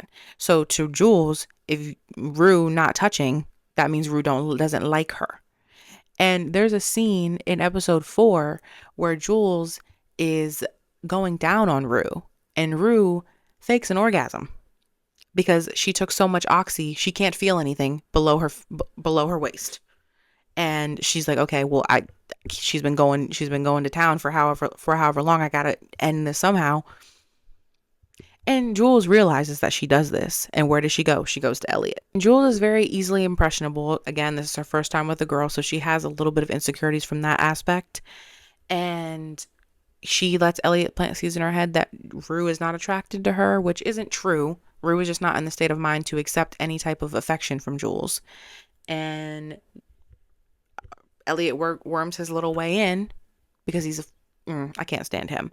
He gets what he wants. He gets Jules when she's vulnerable and needs the instant gratification, which is him kissing her and obviously them eventually hooking up. Ooh, episode 5. You were not kind to Jules and Rue. Um, so Rue walks into the kitchen and she realizes a few things. First of all, she realizes that Jules and Elliot most likely slept together because Jules is sitting in the kitchen in his hoodie. And she also realizes that Jules told her mom about the suitcase and the drugs are now gone. And that is grave, grave news for Rue because of how much money that drugs were when she took them, and she knew that. And obviously she didn't expect her mom to flush them down the toilet, but she knows she's in deep shit. And it's never explicitly confirmed that they slept together, but when, I don't know if this is episode 7 or 8, I think it's 8, but once Rue is sober, she ends up going to Elliot's house to thank him for saving her life, essentially. And he apologizes to her, and he apologizes to her for more than drugs. So the only other thing it could be was the Jules of it all. So that is confirmed a little bit for me there. There's 2 lines that Rue says to Jules that are, because she lays into Jules. Again, remember her rock bottom. But the 2 lines, the "you left me at my lowest" and the "you love being loved" line, are the 2 that always stick out to me in my brain. For the "you left me at my lowest," it's the betrayal that Rue is obviously still not over, of being left by someone that she considered her best friend, being left at the train station like that. That is still on Rue's mind. It was almost like they placed a band-aid over that wound, but they never fully dressed it, cleaned it, and let it heal. They just put a band-aid over it and kind of moved on. But Rue, she's still thinking about that in that moment. I've seen a lot of different interpretations of the "you love being loved" line, because Jules, I'm going to say, Jules has a lot of haters. She does have a lot of haters, but she also has some shooters. So there's people have differing opinions on Jules. But to me, that "you love being loved" line, I think Rue was saying that Jules loves people giving her attention and affection and people pouring into her, but she doesn't ever want to pour into anybody else. Which obviously in a healthy relationship, you have to pour into each other. One person pouring into the cup and it overflows and the other person's left with nothing. I think that is what Rue was trying to say in that moment. And Rue and Jules just never got to that point in their relationship due to their own personal issues and vices. They could just never get to that healthy relationship point. And also add in the fact that they're teenage girls. Like it was essentially impossible for them to get to that point. I will forever wish that Jules and Rue had ended their relationship in season 2. I hated their relationship in season 3. Another thing, like I said, I will get into more when we get there. It's just the last scene of Rue walking away from Jules and simply just giving her a kiss on her face. And she says, Jules was my first love. I like to remember it that way, that line. I thought that was a perfect way for their relationship to end. It 100% could have ended there. To me, we made it to the point in the show where their relationship had run its course. I don't think there was any reason for them to be together in any capacity again after that. The relationship was turbulent, it was toxic, it was messy, but it also had great moments of compassion and like beauty and friendship and just true love between them. But it could have ended there. We didn't need anything else. It would have been like icing on a cake for just to like boop, and right there, pop a little cherry on top. It was good. It was good. And they ruined it. That was how I would have liked to remember their relationship, but we did not get that.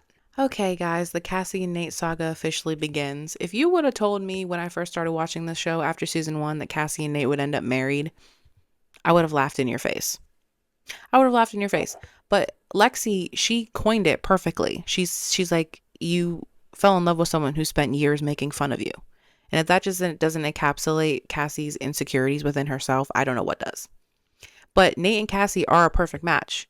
Nate loves to be in control. Cassie will put up no resistance to control. And that's why Maddie and him bumped heads so much, because Maddie would let him control her to a point. There was a level he couldn't get as far as control over Maddie. Oh, but he got it with Cassie. In episode 3, when she's waking up at 4 a.m, going through these crazy transformations, just so he might notice her. That's when I was like, oh God, like this is bad. This is bad. For just to be noticed, you're rolling your face at 3 a.m. wearing these crazy outfits to be noticed.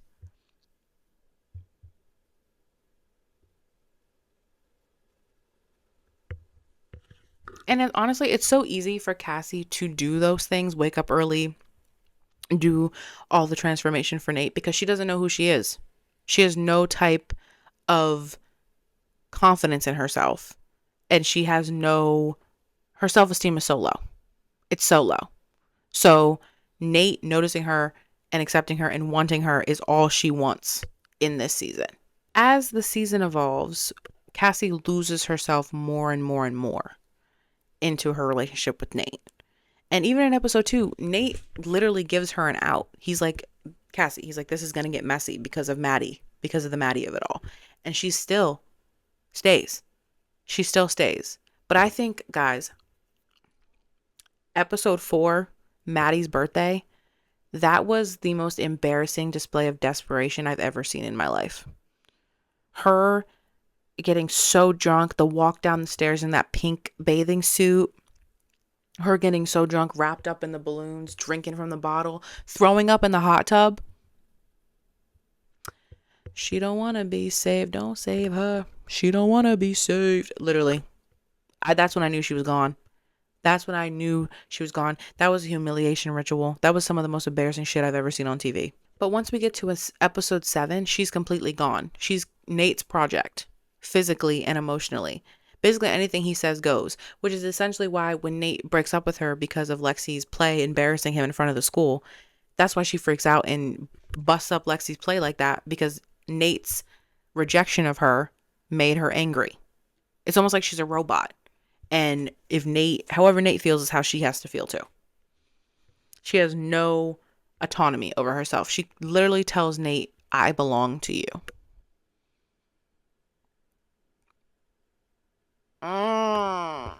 When we get into the Cassie and Maddie of it all, the ending of a friendship over a man, why would a man be there? I will forever not like Cassie because she did this. I don't care. You can, no, I don't care. I don't care. I don't care. I don't care. She is a male-centered woman.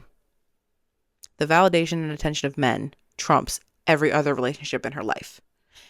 And we've already talked about how her relationship with her dad altered how she bonds with men.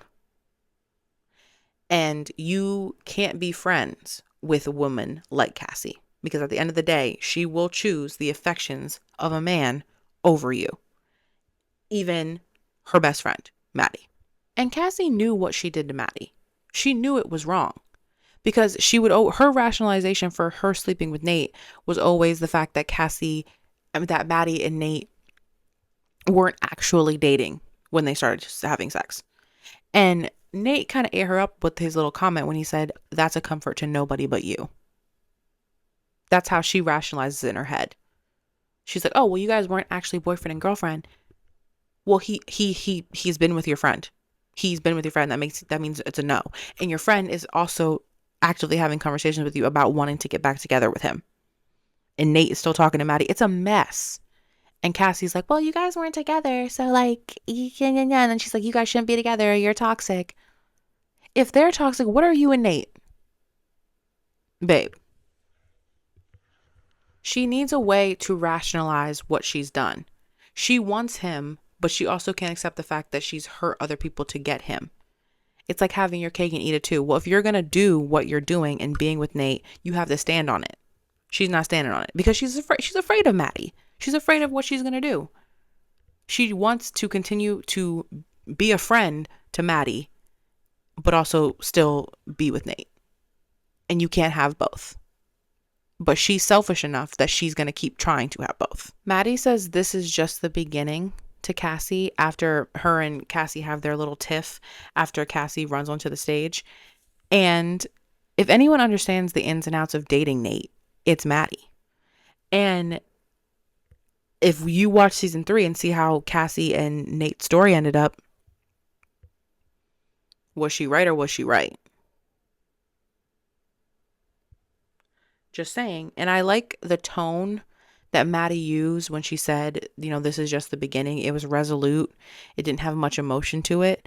And to me, that was just symbolizing that the acceptance of the circumstance, that she's not going to be able to have Nate and Cassie in her life in the same capacity anymore. Like the way their relationship was prior to Cassie and Nate making the decision of sleeping together and being in a relationship, that reality is never going to be the same again. I love the moment that Maddie learns about Cassie's betrayal. She literally tells her, she said, this is not about Nate. It's about me and you. You know what he's done to me. He's put me through hell and you're still with him. That's the worst part of it all. It's one thing, like, no, dating your friend's ex is wrong. I don't care. But like the added layer of the fact that it was an abusive relationship and you choose him. That's why I will never, there's people that still like Cassie and give her a redemption arc and think that like, oh, season 3, her and Maddie mended things. Maybe they did. I will never be an advocate for Cassie being Maddie's friend again. I don't care. I will never like their friendship. I will never no. Kat describes Cassie as the type of girl that would fuck your boyfriend. And if you look at season 2, yes. But season 1, Cassie didn't give me that vibe. They dumbed her down and simplified her so much after the first season. I feel like she had so much more depth in season 1 that she had in season 2 and 3. Like, it's not even close. Like, even from the conversation she was having with the girls at the table of the winter dance in the last episode of season 1, she was talking about how she doesn't want to date for a while. She wants to figure stuff out. Okay, well, 2 weeks later, she's sleeping with Nate, actively sleeping with the man who's ruined Maddie's life in a lot of ways. What are we doing? We've lost the plot. How did we get here? I think the change in priorities was insane. The turnaround was quick. And I'm going to guess that the Cassie and Nate storyline, I don't think was an original plan for season 2. Obviously, they had a lot of time in between season 1 and 2, and I think they just threw that on the paper and was like, okay, this is going to bring a lot of drama, obviously, to the show. I don't think that was in the original. Judging by what she was talking about at the end of season 1 and wanting to basically find herself, I do not think that was the plan for Cassie's character. But obviously, Cassie and Nate generated so much social media buzz because it was crazy. They stuck with it, and that's what we got. In regards to Maddie and Nate, I think season 2 Maddie and Nate is very much the fallout of everything that happened between them in season 1. We learn at the end of season 1 that Maddie has that tape of Nate's dad, Cal, sleeping with Jules. And Nate, obviously, like we said, he operates from that everyone against me and my family mentality. So his mentality is like, okay, I got to get this tape back. And he's going to do anything he has to get it, including pointing a gun at Maddie. That was, to me, one of, if not the worst things Nate ever did. Pointing the gun at her at first and then putting it to his own head. That was so demented and insane. And also, I think for Maddie, it was the death of the illusion that Nate is the only person in the world that will ever protect her. That person that she thought he was is the one that did that to her. And I can only imagine how horrifying it was because of a gun, but also heartbreaking to have that person be the one to do something like that to you. Maddie experiences heartbreak from 2 different perspectives. She's experiencing it from the friendship death and a romantic relationship death. And I think that's heartbreaking at any age and gutting, but to happen at 17 and 18 for 2 of your safety nets to just be gone in a snap, and then for them to be able to have each other, her 2 safety nets have each other after that, that's terrible. And honestly, I think that was why she was even possibly entertaining the idea of getting back together with Nate, was because he felt like a security blanket to her in a lot of ways. And again, it was the loss of when she told her mom in season 1, he's the one person in the world I know that has my back. To us, Nate having sex with Cassie is not surprising. We know who Nate is as a person. But to Maddie, I think she had rose-colored glasses on a lot when it came to Nate because of what he would show her and what he didn't show her. Let's talk about Cal's sexuality. So we finally got a Cal background episode, guys. And we don't get much depth on Cal in season 1 outside of these tapes that completely ruined Nate's life. And in this episode, we actually learn about his upbringing. So Cal grew up in small town, conservative upbringing, and he's a high school athlete. And heteronormativity is very, very, very, very, very, very, very prevalent in male sports.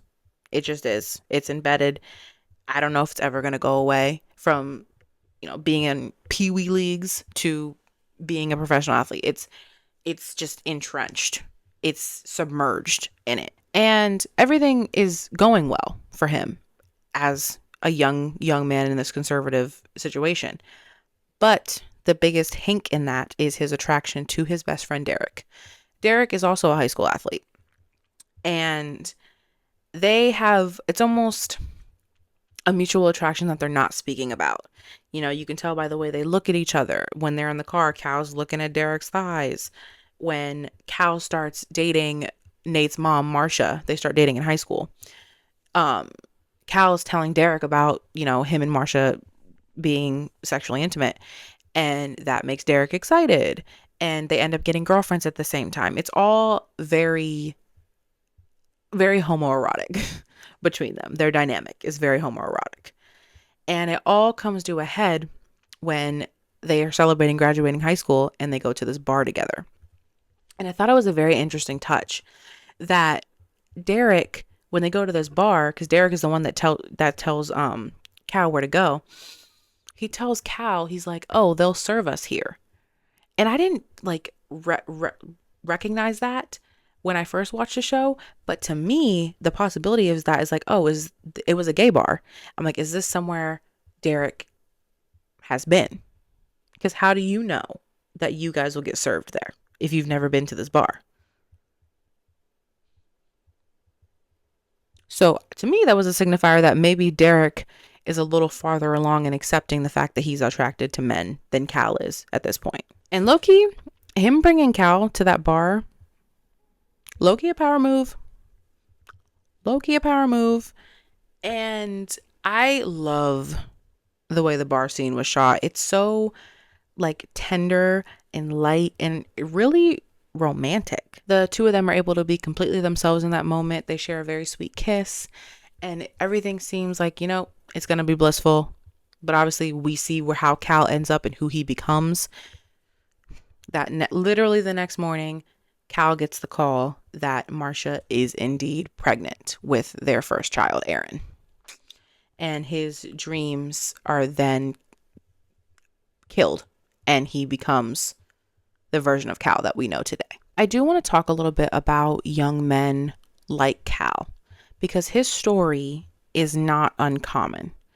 The concept of expressing feelings about sexuality when it's not heterosexual is still very scary.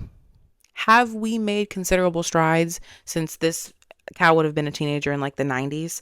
Have we made considerable strides since then? Yes.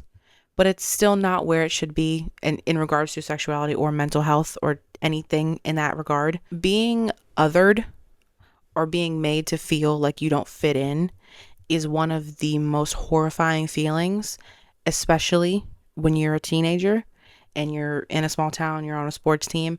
It's one of the worst feelings, and people take their lives because of feelings like that.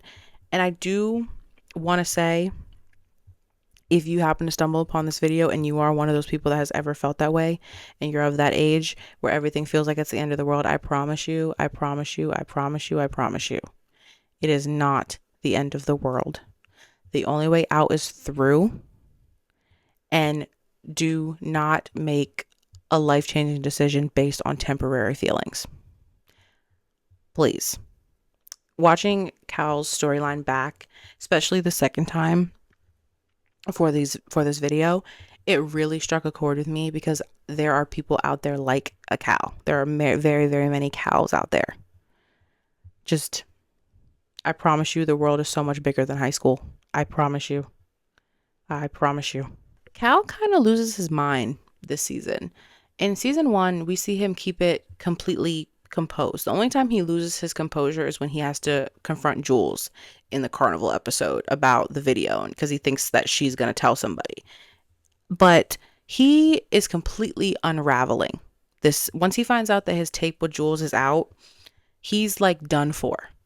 And he actually ends up back at that bar where him and Derek essentially had that last the last great night of Cal's life, which is so sad to think about. And I do think it's interesting that he actually ends up getting kicked out of the bar because he's drunk and he's being crazy. But it's like in that moment, that was like the last place he had to hold on to that he could be himself or be a version of himself that he always wanted to be in his head. And Cal is not a good person. And I'm not here claiming that he is a good person. But in that moment, seeing him get kicked out of that bar, it reminded me of the teenage version of Cal. And I mourned for that version of him. Again, full disclosure, he is a terrible person. But I do, again, think of the teenage version of him that never got to be who he wanted to be or even try and experience things to be who he wanted to be. It was just completely shut down because of his circumstance at that time. Lexi, let's talk about Lexi. Lexi, my girl finally got a storyline. Oh, she finally got a storyline. She was very much a side character in season 1. And in this season, we see her, she writes her own play, which ends up being one of the biggest moments of the show on social media and just in general, insane. But if you look at it from the perspective, her older sister, Cassie, obviously, she casts a very big shadow. She attracts a lot of attention from the outside world.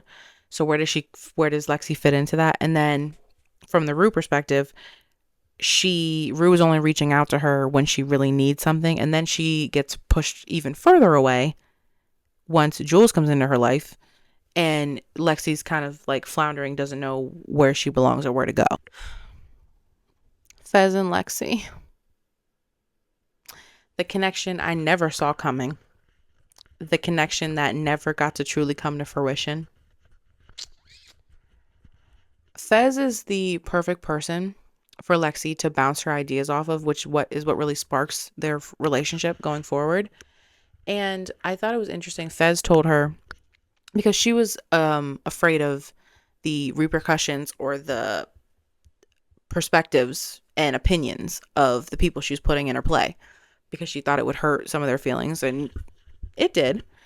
And Fez says something that I thought was really great. He says sometimes people need their feelings to be hurt. And I think it was interesting because the people that needed the biggest reality checks, Cassie and Nate, are the ones that got their feelings hurt. The play was positive for all of Lexi's other friends. The only ones who took any type of exception to it was literally Nate and Cassie. And who needs to be knocked down a peg more than Nate and Cassie? Nobody. Fez poured so much into Lexi this whole season. He was one of the first people to make her feel worthy. And even in the first episode when they were having that conversation and he calls her the coolest person there and that talking to her was the best part of his whole year. And the whole excitement and anticipation of him possibly going to see her play, and just it never happens. Real lovers, y'all. Real lovers. That's all I'm going to say. Real lovers.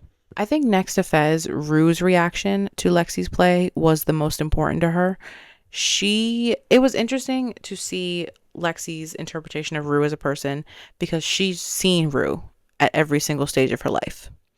And she portrayed Rue as a young girl who became addicted to drugs to help and cope and grieve her father, because that's who she is. She didn't paint Rue as this big bad monster that she's not, which is how Rue sees herself.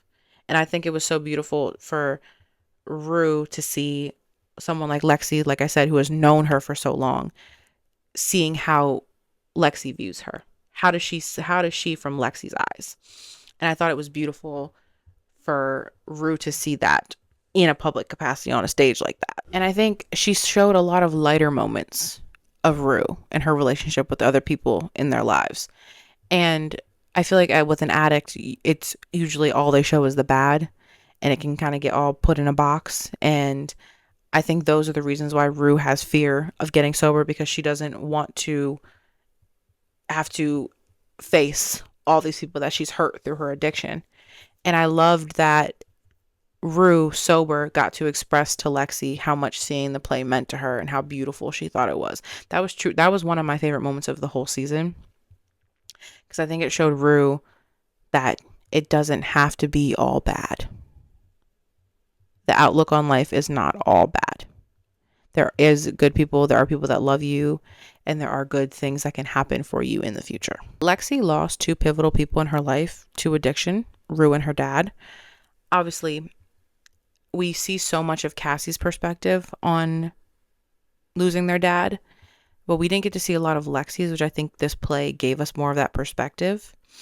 And I also think it gave the perspective of when you love an addict, or if you know an addict, you're almost mourning them while they're still here, because the sober version of them isn't here. The real, true version of them, the version that you met, the version that you know, doesn't exist. So you're almost mourning them while they're still here. It's weird to think about, but you are. And I think this play opened up a new door for Rue and Lexi to even be able to talk about their dads.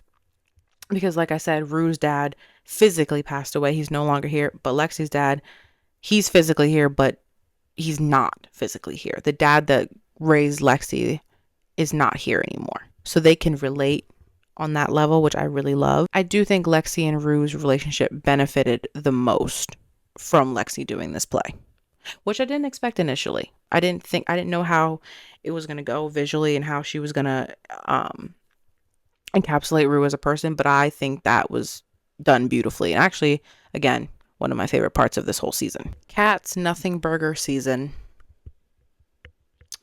I forgot how bad this season was for Kat until I rewatched it. Oh my God, her whole storyline could have been an email. It was so bad. And it's rumored that Sam Levinson and Barbie had differing opinions on the direction of Kat's character, which led to him just cutting her character out of the show basically as much as he could with her still being in the show.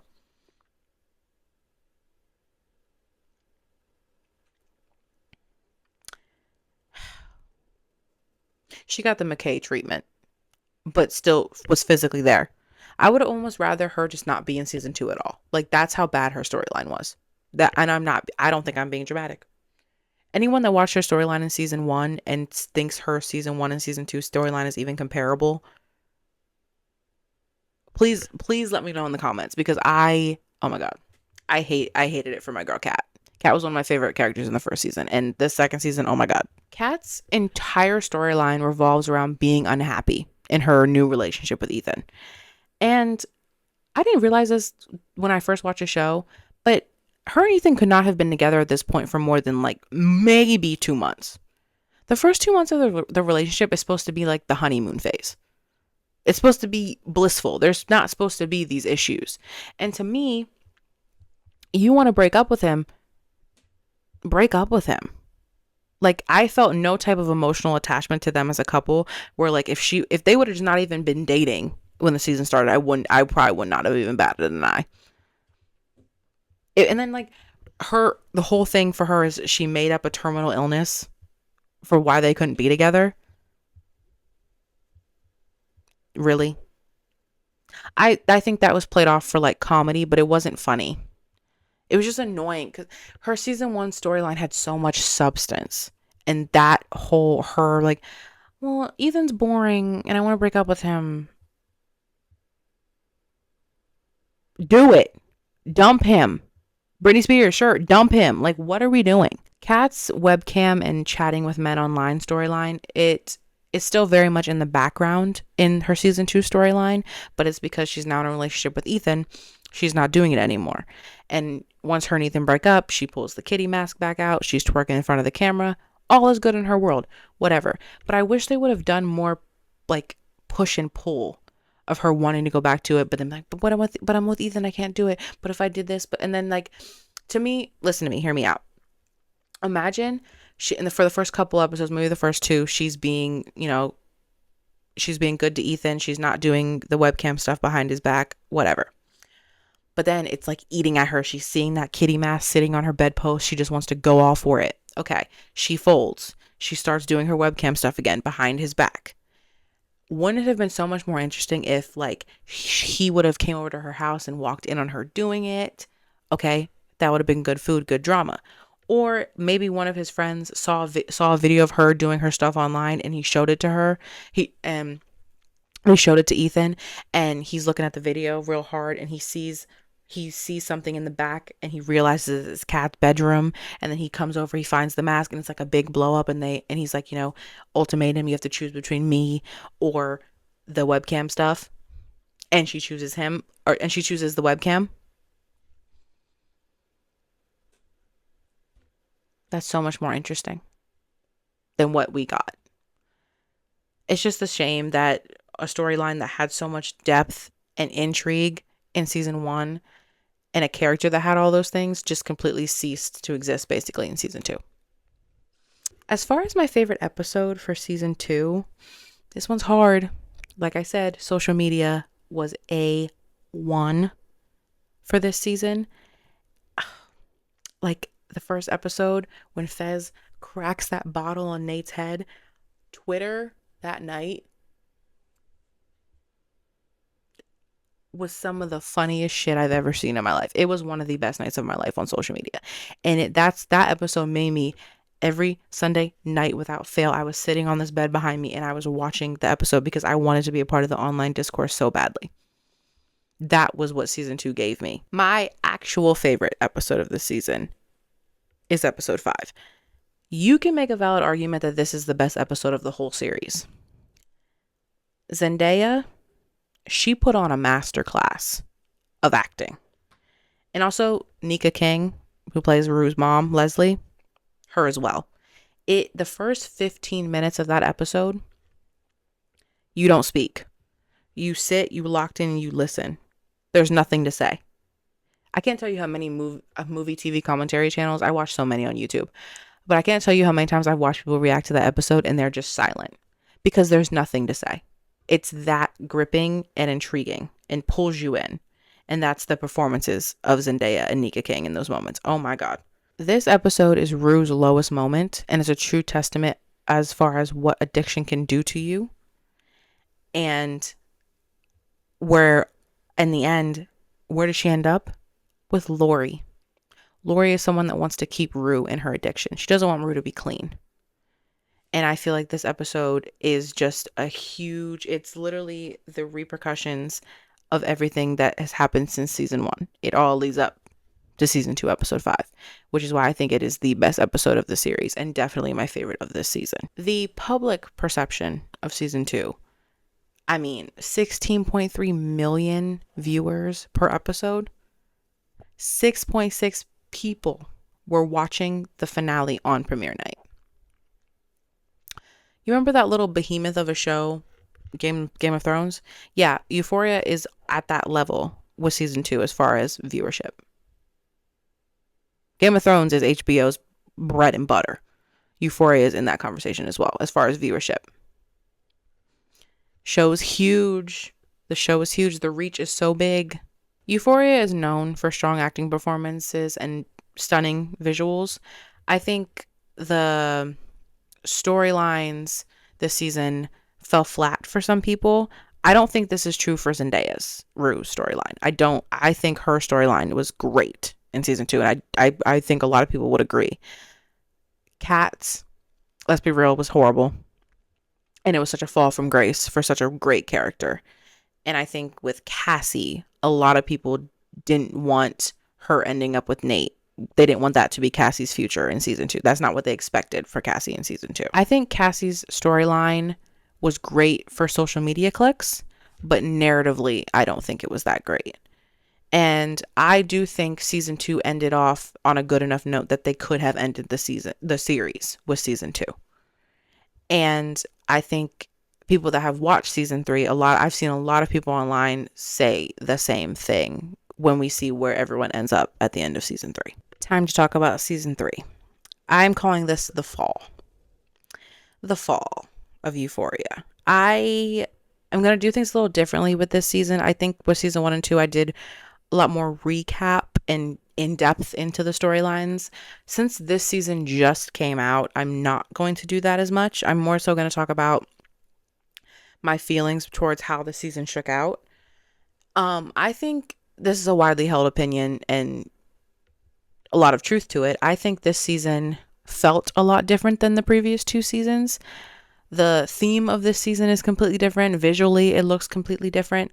And I think that's because Sam Levinson wanted it to look different. He wanted it to feel a different vibe because the characters have aged. They are not in high school anymore. So the different look makes sense. I think also because of the 4-year gap between season 2 and season 3, which is still insane every time I think about it. The 4-year gap, he wanted something that stuck out. He wanted something for people to talk about. If you were going to come in with the same theme or the same thing visually, in his mind, I feel like he thought that wouldn't be as interesting or compelling for viewers to see. And like I've already talked about, season 2 was so huge social media, from the social media perspective. And I think as a creator of a TV show, you have the pressure on you to do better than the predecessor. And I don't think there's anything wrong with that. But to me, at what point are you sacrificing good storytelling to get that accomplished?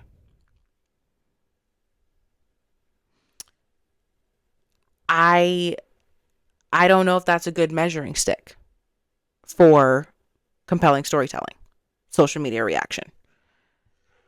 I I mean, I think it can be in certain aspects. You want your art, your creation to mean something to someone, but at what point are you only doing things for the clicks? And at that point, does storytelling even matter? Because, like, are you only thinking about what's going to make people sit down and watch the show? Do you only care about viewership? Is that all that matters at the end of the day when it comes to creating the behemoth that is Euphoria? And that is the things that have sat on my brain the whole entire time I watched this third season of the show. I'm going to get into the stylistic changes of the show first. So this season leans into a Western theme. It's a lot of deserts. There's a lot of moments of desolate, just open space. And they filmed this season on 65 millimeter. A lot of Rue's drug smuggling journey is on 65 millimeter. For perspective, season 1 was filmed digitally and season 2 was filmed on 35 millimeter. 65 millimeter is very much used in film more than it's used in TV. Euphoria was actually the first narrative television show to use mostly 65 millimeter. If you've ever seen Dark Knight Rises, Christopher Nolan, the action scenes were done in 65 millimeter. 65 millimeter is meant to feel expansive and big and just to take up your whole entire screen. And I think this lends to Sam. He was talking about how he wanted this new season of Euphoria to show how much more pain and things you can experience when you're an adult. And like I said about 65 millimeter being so expansive, it makes sense to use a camera lens like that when you're trying to portray that to the world in your show. We also have Alamo Brown, who is Rue's new boss. And he's a black cowboy. You can tell it by the way he dresses, by him owning the establishment, the Silver Slipper, which is supposed to be like a traditional Western saloon, or the way he punishes people that cross him, like burying Rue up to her neck and charging at her with a horse, like stuff you wouldn't see in a normal setting. Or like the final showdown he has with Ali in the last episode of the show. It felt like an old-fashioned cowboy showdown. He represents the outlaw archetype in Westerns. He owns an establishment like a strip club, which are strip clubs everywhere, and do people go to them a lot? Yes. But is there still a lot of people in the world that feel like going to a strip club is not good or bad? Yes. The final showdown between Ali and Alamo has the makings of the final moments of a Western movie. You have the villain who is hurting the general population or the female character in the movie, and you have the hero that's going to avenge that woman or the people in the community. And in that situation, obviously, Alamo is the villain, Ali is the hero. And you kind of have to sit and watch the whole movie and wait for that moment to happen, which is exactly what we got after Rue passes, because all you're waiting for is Ali to avenge Rue, and you know he's going to. You see him sawing off his little shotgun in the house, like you know what's going to happen, and we sit in anticipation like you do in the Western movies and wait for that to happen, which we did, that is literally the only thing I would have accepted after Rue passed. I was so distraught after Rue's death. Ali getting that shit back in blood was All I could think of. I was like, if this does not happen, I don't know what I'm going to do with myself. If Alamo is able to continue to live his life, I don't know what I'm going to be able to do with myself. So thank you, Ali, for not making that my reality. Thank you. The color palette of this season is completely different. In the first two seasons, like I talked about, it's like very much bright colors. The purples are a big fixture in season 1 and 2. In season 3, it's a lot of browns, greens, like orangey burnt tones. It's supposed to like bring the earthy vibe, which you would associate with a Western desert, desolate again. Personally, these changes, I think in the beginning they felt a little jarring just because, again, you're so used to the style of season 1 and 2. But I think overall, Marcel Rev did a great job of putting Sam Levinson's vision on the screen. Marcel Rev is never going to disappoint me with cinematography. Ever. And I do agree that the show needed to change a little bit because you're aging these characters. Last time we saw them, it was in a high school setting, 17, 18 years old. Now it's been 5 or so years. You needed something visually to separate us from the high school of it all. On the other side of stylistic changes, and one that I actually hated, was No Labyrinth. And this is no hate to Hans Zimmer, that man's a legend, but I associate Euphoria with Labyrinth and Labyrinth with Euphoria. And Sam's whole perspective was that the type of music that they were going to use in the season, again, because of the gap in between, was going to change. But to me, you don't change the composer, you just change the sound. Like, there were so many moments where things would happen. I'd be like, wow, if a Labyrinth song was here right now. And also, the type of music that they put in season 1 and 2 would also have worked in season 3. So I will never understand. It is a crime that Labyrinth wasn't a part of the final season of the show. And every time I think about it, I get so annoyed. Many of the new characters in this season are revolving around Rue's drug smuggling storyline. Lori is a big fixture in this season, and because of that suitcase, we get her whole crew. Wayne and Harley are the most important two in the crew, and they're also people that Rue works with in her smuggling with Lori. Bishop is another new character. He works for Alamo. Am I the only person that was watching this season and wondering what Bishop's purpose was the whole season? He would say like 6 lines an episode, and I'm like, what? Like, I will say in the beginning, I thought he was a Fed. I thought he worked for the DEA. That turned out not to be true. And then I was like, okay, well, I was rolling with that informant theory for like 4 episodes, and it just never came to fruition.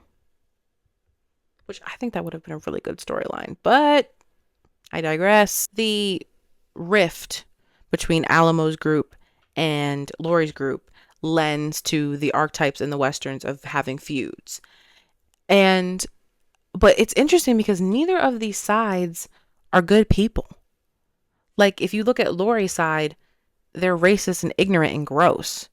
Like, they have Confederate flags all over the house, swastikas tattooed on them. They're making Rue, a black woman, ingest drugs for them and pass them out of her bowels. Torturous. And in the beginning, they make Faye do this too. And Faye is white. She's a white woman. But it doesn't last very long because Wayne is attracted to Faye. Her whiteness allows her to stop having to do what Rue has to do. But Rue is going to have to continue to do that for the rest of her life, basically. Because she's never going to be able to pay back the debt she owes Lori. But Faye does it that one time, but again, the attraction. And then she gets put on bagging pills instead of ingesting drugs and being a drug mule. Her whiteness got her that. And as far as Alamo, he's not a good person either. You, as a woman, you serve 2 purposes to him. You either are making him money or you're sleeping with him. And if you're not doing one of those 2 things, you serve no purpose as a woman. And some women do both things. Perfect example. You have Tish, the one that died of the fentanyl overdose. Her best friend Angel knows that something happened to her. She knows. She feels it in her bones. And Alamo's trying to tell her, oh, she went away with a guy. And Angel's like, no, Tish is my best friend. She would never do that. She would never leave and not tell me and da da da da. And Rue, because she cared about Angel as a person, told her straight up, she's like, Tish is dead. She overdosed, and she's honest with her. And that puts Angel in a really bad spot. Angel starts taking drugs, and Rue recognizes that she's spiraling. So Rue goes to Alamo because she thinks Alamo is a good person. In her mind, her judgment's clouded, but in her mind, Alamo saved her from Lori's group. She feels like she's indebted to him. She feels like she can trust him. So Alamo's like, okay, we'll take her to rehab, which Rue drives her there. But even Rue, with her clouded judgment, when she pulls up to this rehab, she feels something in her bones is not right. Alamo got rid of Angel because Angel was not serving any type of purpose to him except annoying him. Back to the perspective of being disposable as a woman. In the series finale, Alamo's talking to Maddie, and he's talking about this domestic life he wants to have with her, and he can see her pregnant and having a bunch of babies and all these things. Not even minutes later, he uses her as a human shield. But you were literally talking about marrying her, having children with her. What? Literally no woman is safe around that man. And I think that's why he was also so surprised that Ollie was coming to stand up for Rue at the club. He didn't think Rue had any shooters. In his mind, Rue was an addict. Nobody cared about her. He didn't think anyone was going to avenge her. Oh, but they did. Oh, but they did. Alamo has deep mommy issues that he probably should have worked out in therapy but never did. And I think that's why him owning a strip club makes so much sense, because it's a vessel to have constant contact with women. He can benefit from them monetarily while also dipping into them sexually. Sam Levinson made the decision to keep Fez alive in season 3 because it was clear at the end of season 2 he didn't get shot. He was fine. So I wondered after Angus passed how they would incorporate him in the show. So Sam Levinson made the decision, he's in jail, but he still talks to Rue, and we hear about Fez through Rue. Rue talks to him on the phone all the time.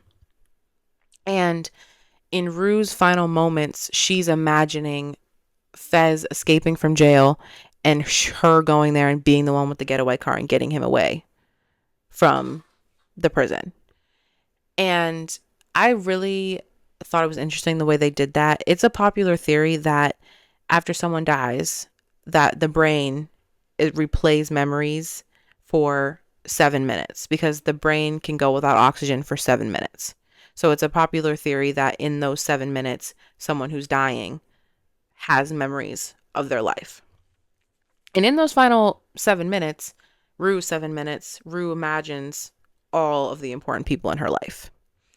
And they actually used unused footage of Zendaya and Angus in those moments. And oh man,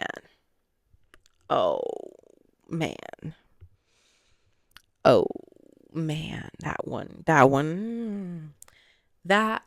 got me. But I do think the way they did that was a really beautiful testament to who Fez was to Rue as a person. And she mentions him quite a few times, and it's beautiful that she's made a consistent effort to keep him in her life, even if she physically can't be with him. And I think that's very beautiful. It's very beautiful. That's all I can say, because I'll literally start crying if I think about it. So, you know what I was missing though? Fez and Lexi having a conversation. I thought Rue mentioning that to Lexi, that he asks about her all the time, would open the door for her to call him at some point. Because to me, when she said that to Lexi, I'm assuming Lexi hasn't spoken to him since he got arrested. And he's been in jail for like 5 or so years. So Lexi has not spoken to him in years, and he asks about her all the time.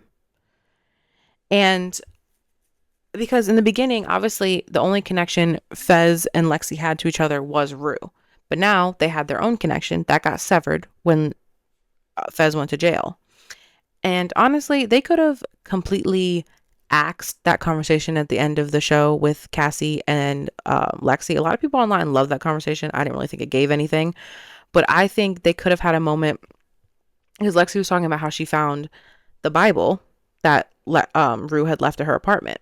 It would have been nice to see her sitting with that Bible next to her, kind of looking at it, almost as a symbol of Rue. It doesn't have to be as like Lexi finding religion, or even if she wants to, that's obviously up to her. But in that moment, it's just her seeing that and thinking of Rue and just being like, you know what, fuck it, and calling Fez. Because I'm thinking about Fez sitting in the jail cell by himself. The only person from East Highland that I think still talked to him was Rue, and now Rue's dead. So I'm thinking of it from that perspective. I'm like, he's probably so lonely. He literally had Ashtray and Rue. Ashtray's dead, Rue's dead. So in that moment, I'm thinking, okay, she can call him and just have a normal conversation with him. Obviously, we're not going to actually hear what he's saying, but you make the conversation so you can imagine what's on the other end of the phone. And boom, like a 3-minute conversation. I'm not saying like she has to start dating him in prison. That's not realistic. But just knowing that he still has someone to talk to. I feel like if you're going to put him in the show, you should like not make it hopeless. Like that was so depressing. Okay, Jules. Jules in season 3. You remember what I said about Kat in season 2? Nothing Burger? Yeah, that was Jules in season 3.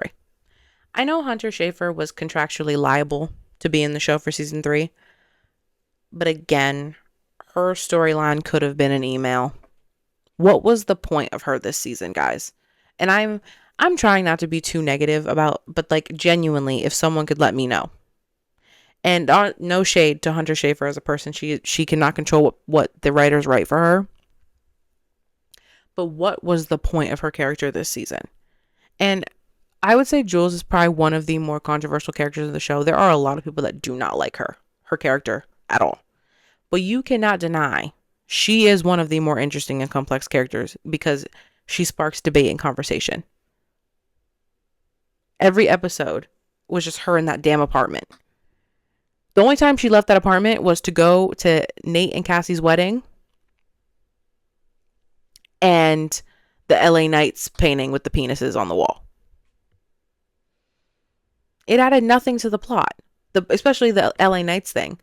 Like, you expect me to believe Jules doesn't understand the concept of not doing that on a network TV show.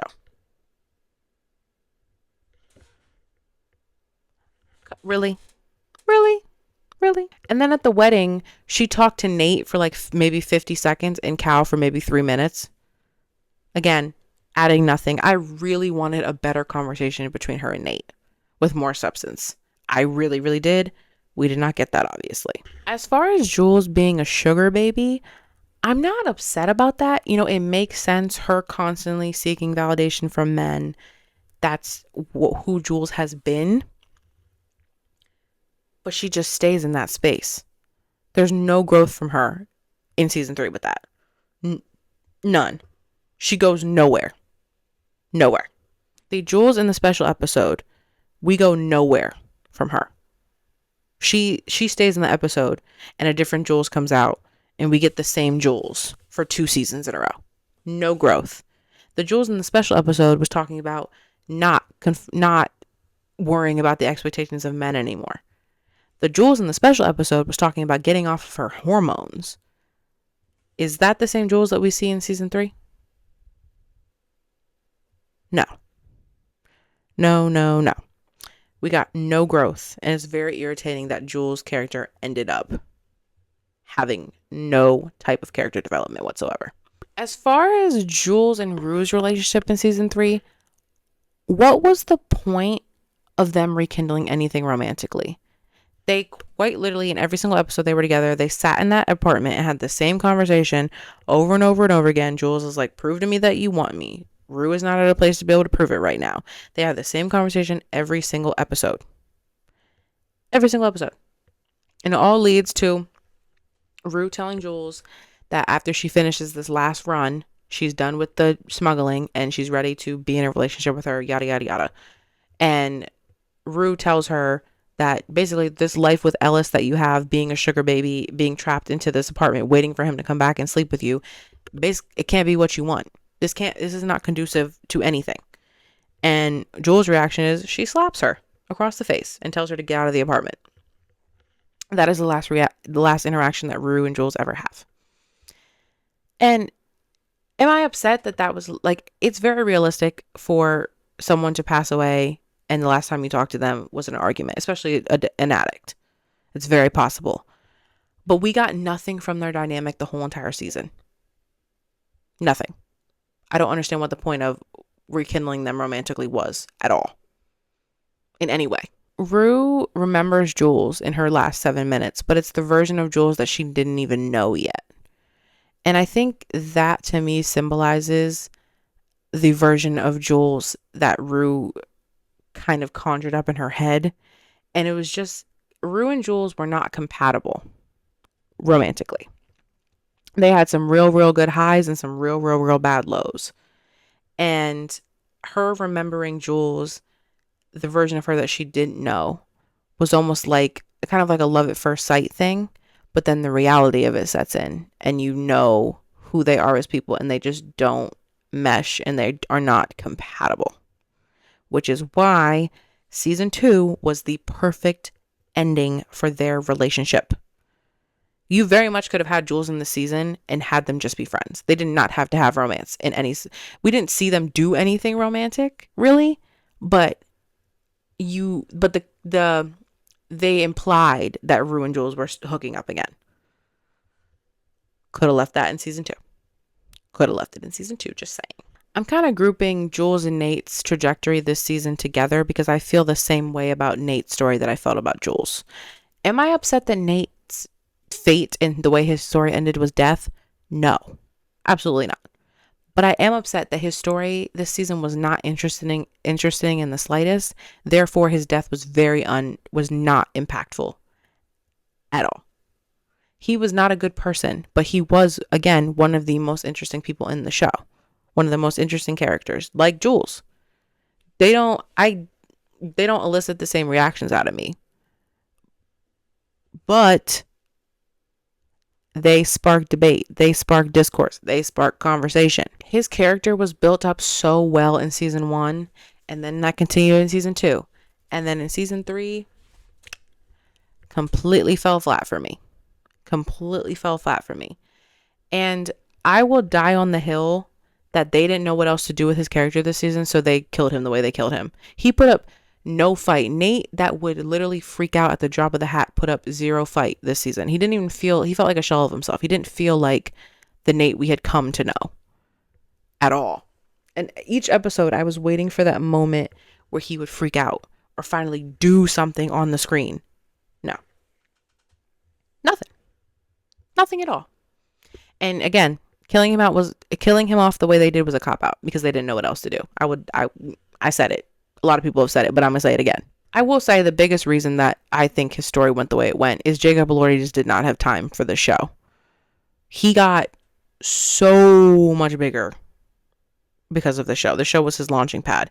And for there to be 4 years between seasons 2 and 3, all the lead actors, like especially Sydney Sweeney, Zendaya, and Jacob Elordi, they had so much work within those 4 years. So I do think Jacob's career trajectory changed Nate Jacobs' character arc because they just didn't have time for him to have a full-fledged out character arc because of Jacob Elordi's sick schedule. Cassie and Maddie get to cross paths again this season. Cassie, she is trying to launch her OnlyFans career. Maddie happens to be very good at management of people who want to have an OnlyFans career. And Cassie ends up reaching out to Maddie, and Maddie kind of takes this as a sign to, in her mind, it's revenge at first. She can see the desperation in Cassie's face when she's begging for help with the OnlyFans, and she's like, oh, this is the moment when I can get you back for completely betraying me and going behind my back. But over time, because Maddie's not a monster, she, again, her friendship and love for Cassie starts to bleed in to the business partnership. And this is why they become a part of each other's orbit again. The fact that she got dragged into their money troubles really irks me. And at first, Maddie was benefiting monetarily from Cassie's success, but she didn't truly know how dangerous everything was that they had going on behind the scenes. She wasn't privy to that at all. I've seen theories online that Maddie slept with Alamo because she wanted to keep Cassie as her cash cow, and that's all that mattered to her. At first, was it that because she essentially wanted to milk Cassie dry? Yes, but again, friendship bleeds into that, and the notion that she would sleep with Alamo for that, I think, is just at that point, I feel like you just want to find a way to defend Cassie. Because, like, that literally makes no sense. Why would she willingly put herself in so much debt with a man like Alamo for... It just does not make sense. It makes no sense. I saw that theory on Twitter a lot because people were like, oh my God, Maddie is so selfless to do this for her. And then everyone's like, well, it's not all selfless. She's doing this because da, da, da. I'm like, are we watching the same show? I think people are making Maddie way more calculated than she actually is. Like, is she very smart and in tune? Yes, but she's not inherently evil. And honestly, this whole thing, it just proves how much she does care about Cassie and how much she probably wishes she didn't. Because how long it didn't take her but a couple months to be back within Cassie's orbit for her to do things like sleeping with Alamo for money. Cassie. I'm still not a Cassie fan. I acknowledge her past trauma with her dad. I get it. But it really angers me that at no point does she ever have to take accountability for any decision that she ever makes. Are people on the show good people? You have people that are definitely worse to varying degrees. But overall, every single person on the show is deeply flawed. But again, there are deeply flawed characters that apologize to people and take accountability. And Cassie she's never been that person. Never. She's never taken accountability for anything that she does wrong. They killed Cassie's chance at growth when they made her get with Nate in season 2. Like, they killed the potential of that. And it really angers me because she has never truly taken accountability for what she did to Maddie. She never has. And even in that first moment when her and Maddie see each other for the first time, she essentially tells Maddie that everything happened the way it was supposed to happen, and it's all okay because her and Nate are getting married. And Maddie literally, when it's in Rue's narration, but Maddie literally is like, now she knows that Cassie literally waited till she got that ring on her finger to validate what she did to Maddie. It doesn't matter that she's marrying the guy that physically and emotionally abused Maddie. But love, right? It's all love happened. So everything else negates the lies, the manipulation, the deceit. All that is mute, null and void because of a ring. Her lack of discernment is like utterly painful. It angers me. I can't. And in a lot of ways, Sam really reduced her to that dumb blonde role. And it's really sad because, again, season 1, and going forward, I thought we were going to get different trajectory for Cassie, and it just never happened. We do have to discuss some of Cassie's scenes this season. I like to try to imagine what Sam Levinson is thinking when he does things sometimes. Like the scene where Cassie is the extremely tall, big woman. Extremely graphic scene. I get what it means narratively. Cassie's popularity online is growing at a rapid pace that she's not really ready for. I get it, but I feel like that could have been shown in another way. And then you have the photos of her dressed as a baby and her eating out of dog food bowls. Like this, it just felt like a humiliation ritual at some points. And I'm like, what are we doing? What are we doing? And at certain points, it did feel like fetish content. And I'm not upset when you put stuff in like that if it adds to the narrative of the storyline. But I don't think it did. I do, in a way, I guess it showed that Cassie was willing to go far and make money. But for me, it just felt like shock factor and something for them to talk about online. The social media clicks of it all. It's time to talk about Rue in season 3. We lost our girl. We lost our baby Ruru. There is a part of me that watching the show always imagined that losing Rue was a possibility. I mean, it's hard to watch a show like this and not think like that. But there's also another part of me that never wanted to believe that it would actually happen. And I think that's a tribute to Zendaya's performance. I not only is it will it always go down as one of Zendaya's greatest performances in general. I think, and again, I will die on this hill. I think this performance is one of the greatest in television. Period. Period. The way Zendaya played this character, at no point does Zendaya feel like Rue or does Rue feel like Zendaya. And I know you're probably looking at me like, Gabby, that's the point of acting. Not every actor or actress can do that. There are some actor and actresses that play a part well, but like you'll see little glimpses like, oh, that's kind of like them as a real person. That's kind of like them in real life. Rue and Zendaya are two different people to me. There's never been a time where I watched a scene of Rue in Euphoria and be like, oh my God, that's like Zendaya. Never. Never. And she took this role to a whole nother level. And I just want to give her flowers before I dive into her storyline this season. I just wanted to put that all on the line there. Zendaya, oh my God. Oh my God. I will never be able to talk about it enough. How amazing she did with Rue. Rue went a lot of places in season 3.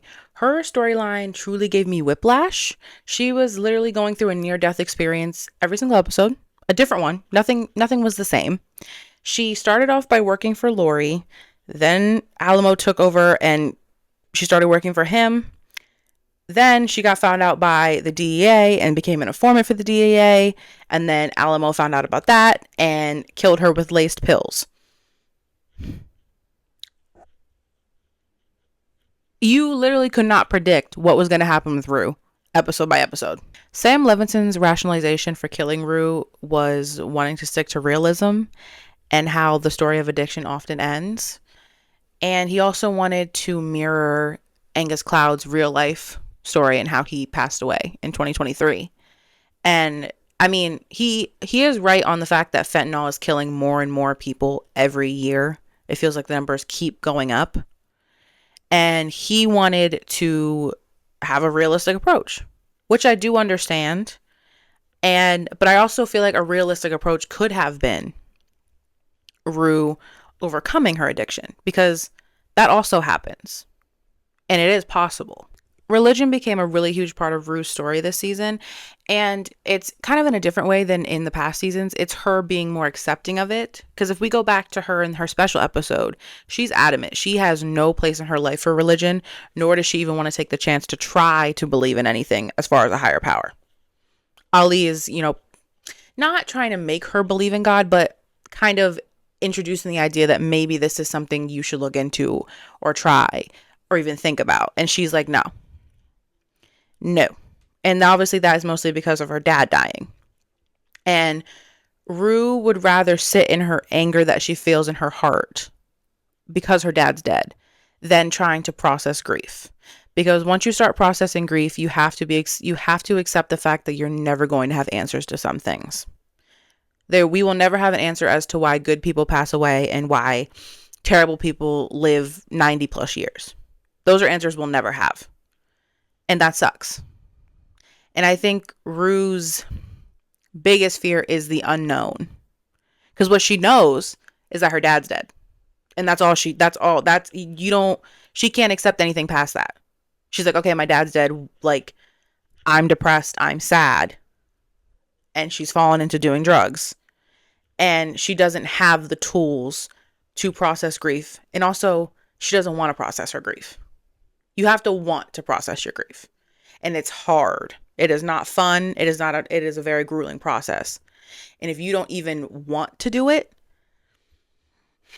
it's really, really hard to even get to the starting point of it. In season 2, when Rue is at her lowest with addiction, you feel her kind of reaching for something. And you could take that as her reaching for God, or even reaching just for any type of meaning to her life, or any just piece of her that's telling her that her life matters. And Ali is telling her that her life matters. Her mom is telling her that her life matters. They're trying to pour into her. But it all goes back to that central idea that no one can make her believe that except herself. You can tell Rue all day that she matters to you and she matters to this person and this person, but if she doesn't feel like she matters to these people or to herself, it's a moot point. Rue has to believe.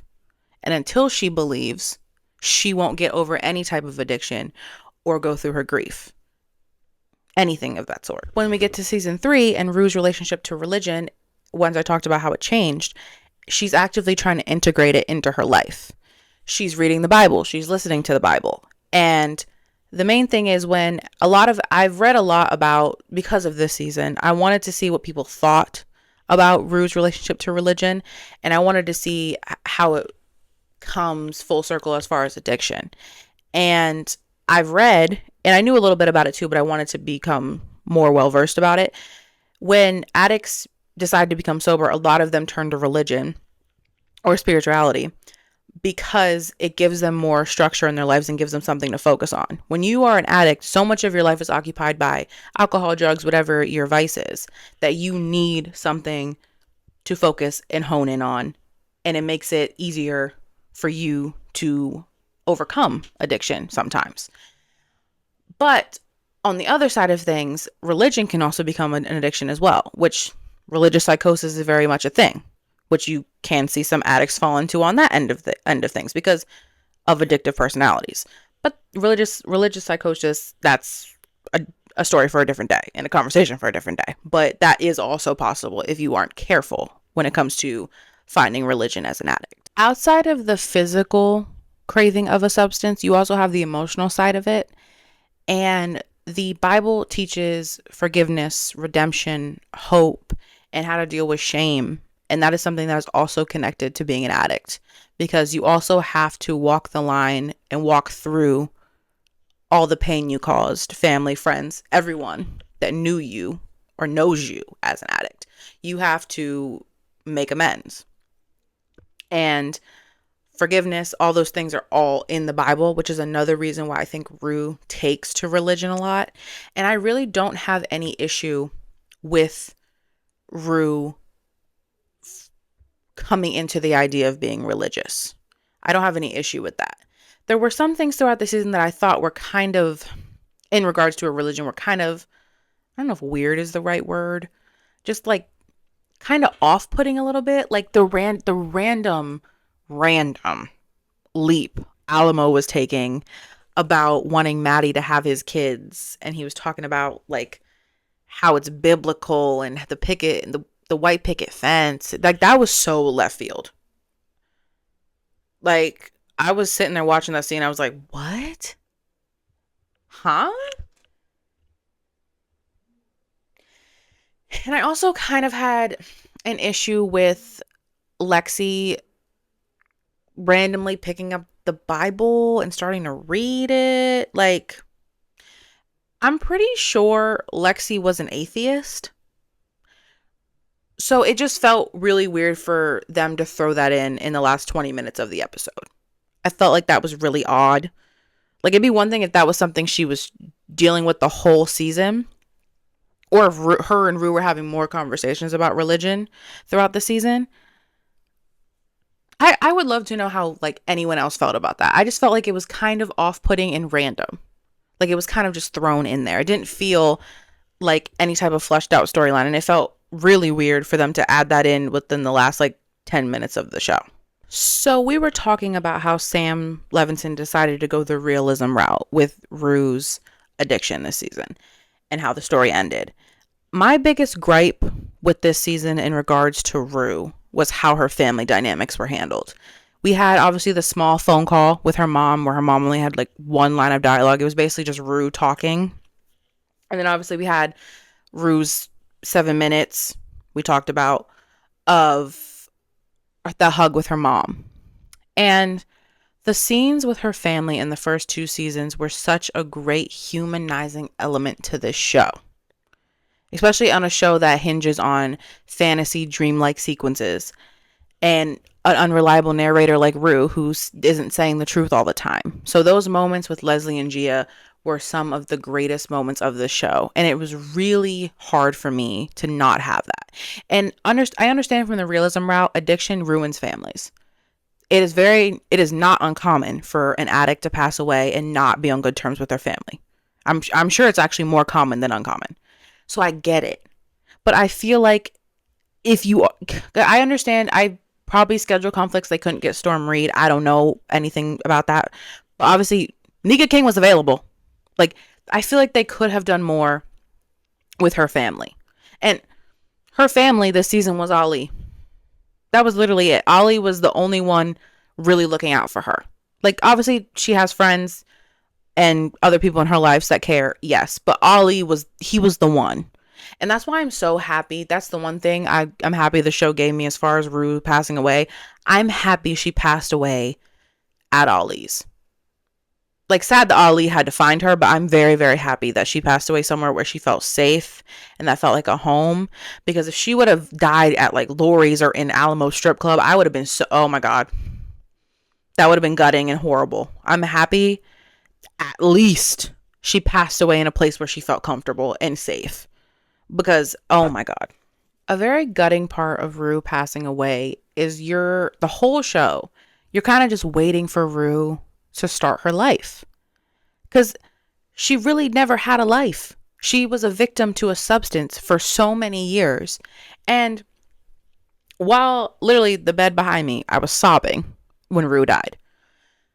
But in between my sobs, I'm sitting there, I'm realizing, I'm like, we literally saw Rue's whole life from the pilot to the series finale. The show started with her coming out of her mom's womb. And we saw it all to her passing away on Ollie's couch. We saw her earthly body go. And I think they went the reincarnation storyline, reincarnation route with her reincarnated as Delilah's baby on the farm that she was at in the first episode of season 3. And at that point, all you can hope for is that she's at peace. Because she knew no peace on Earth, unfortunately. The final line of Euphoria, "May God bless us all," delivered by Rue, because the whole episode is silent, the series finale, because Rue has passed away and she was the narrator for the whole show. But when she's gone, we don't have her voice. She does deliver that final line, "May God bless us all." And I don't think of it as much as a religious statement as I do a statement of the peace that Rue has always been looking for. And it all goes back to that farm and how she kept trying to get back to that farm or something like it. And how much turbulence she's experienced in her life. And it takes me back to that conversation that her and Fez had in the pilot of the show when she talked about the liquid Valium for the first time and the feeling she's been searching for her whole entire life. I feel like that farm is that feeling for her. And that farm where, again, the reincarnation, she is now there and she's not dealing with any type of earthly burdens. And she's finally able to exhale and just live her life in peace and harmony and the feeling that she's been searching for without the drug. My favorite episode of season 3, this was kind of hard to pick. Another thing I noticed about this season is the episodes for me kind of just ran together. I think season 1 and 2, they had their calling card episodes. The episodes that like, oh, I love that episode of season 1 of Euphoria. That episode of season 2 is one of the greatest episodes of Euphoria ever. I don't feel like season 3 really had that. But if I had to pick a favorite, I'm going to pick the series finale. Despite how painful Rue's death was, it was shot beautifully. And the visual representation of her just holding on as long as she possibly could. And it just kind of slipped through her fingers and she just couldn't hold on anymore. That was beautiful. I will say it was gutting, heartbreaking, but beautiful. And also, Ali sliding for Rue at the end of the episode, one of the greatest things I ever saw. And the fact that Ali stood up for her and loved her even when she wasn't here anymore, He is, again, one of the realest, most important relationships Rue ever had in her life. Another hill I will always die on. The public perception of season 3. I don't think it's any secret that season 3 is considered the weakest of the 3 seasons. The viewership didn't go down, but the ratings definitely slipped and dropped. I think there were a lot of hate watchers that would dog it on Twitter each week, but like every single week they're also sat on their beds and their couches and watching the episode because you want to see what happens. Even the worst episodes have the ability to captivate you. And also, I think we spent 6 years with these characters. We also really needed and wanted to see where they ended up. 7 years, 3 seasons, 26 episodes. This is Euphoria. I think part of me cannot conceptualize that this show is actually over. I started watching the show when I was 19. I'm 26 now. Due to the circumstances of the world, COVID, the actors getting bigger and bigger because of how massive the show was, we had to wait a lot of years in between each season. Like, I got 2 degrees in between the show being on TV. Like, that's insane to conceptualize in my brain. And I don't think there's still a part of me that thinks in maybe a couple years I'm going to get another season of Euphoria, and it's just not going to happen. Season 1 is a masterpiece of television. I genuinely believe in my heart of hearts it is one of the greatest seasons of television ever, of any TV show. Season 2, narratively, I don't think it matches up with season 1, but the big moments and the social media community that show created organically off of season 2. It started in season 1, but in season 2, it just magnified it to a different level. That was unmatched. That was completely unmatched. It was truly, you couldn't miss it each week. It was must see TV, and it was must see social media. You had to be there Sunday night. Euphoria Sundays were a must on the timeline. And I feel like season 3 is a victim of circumstance.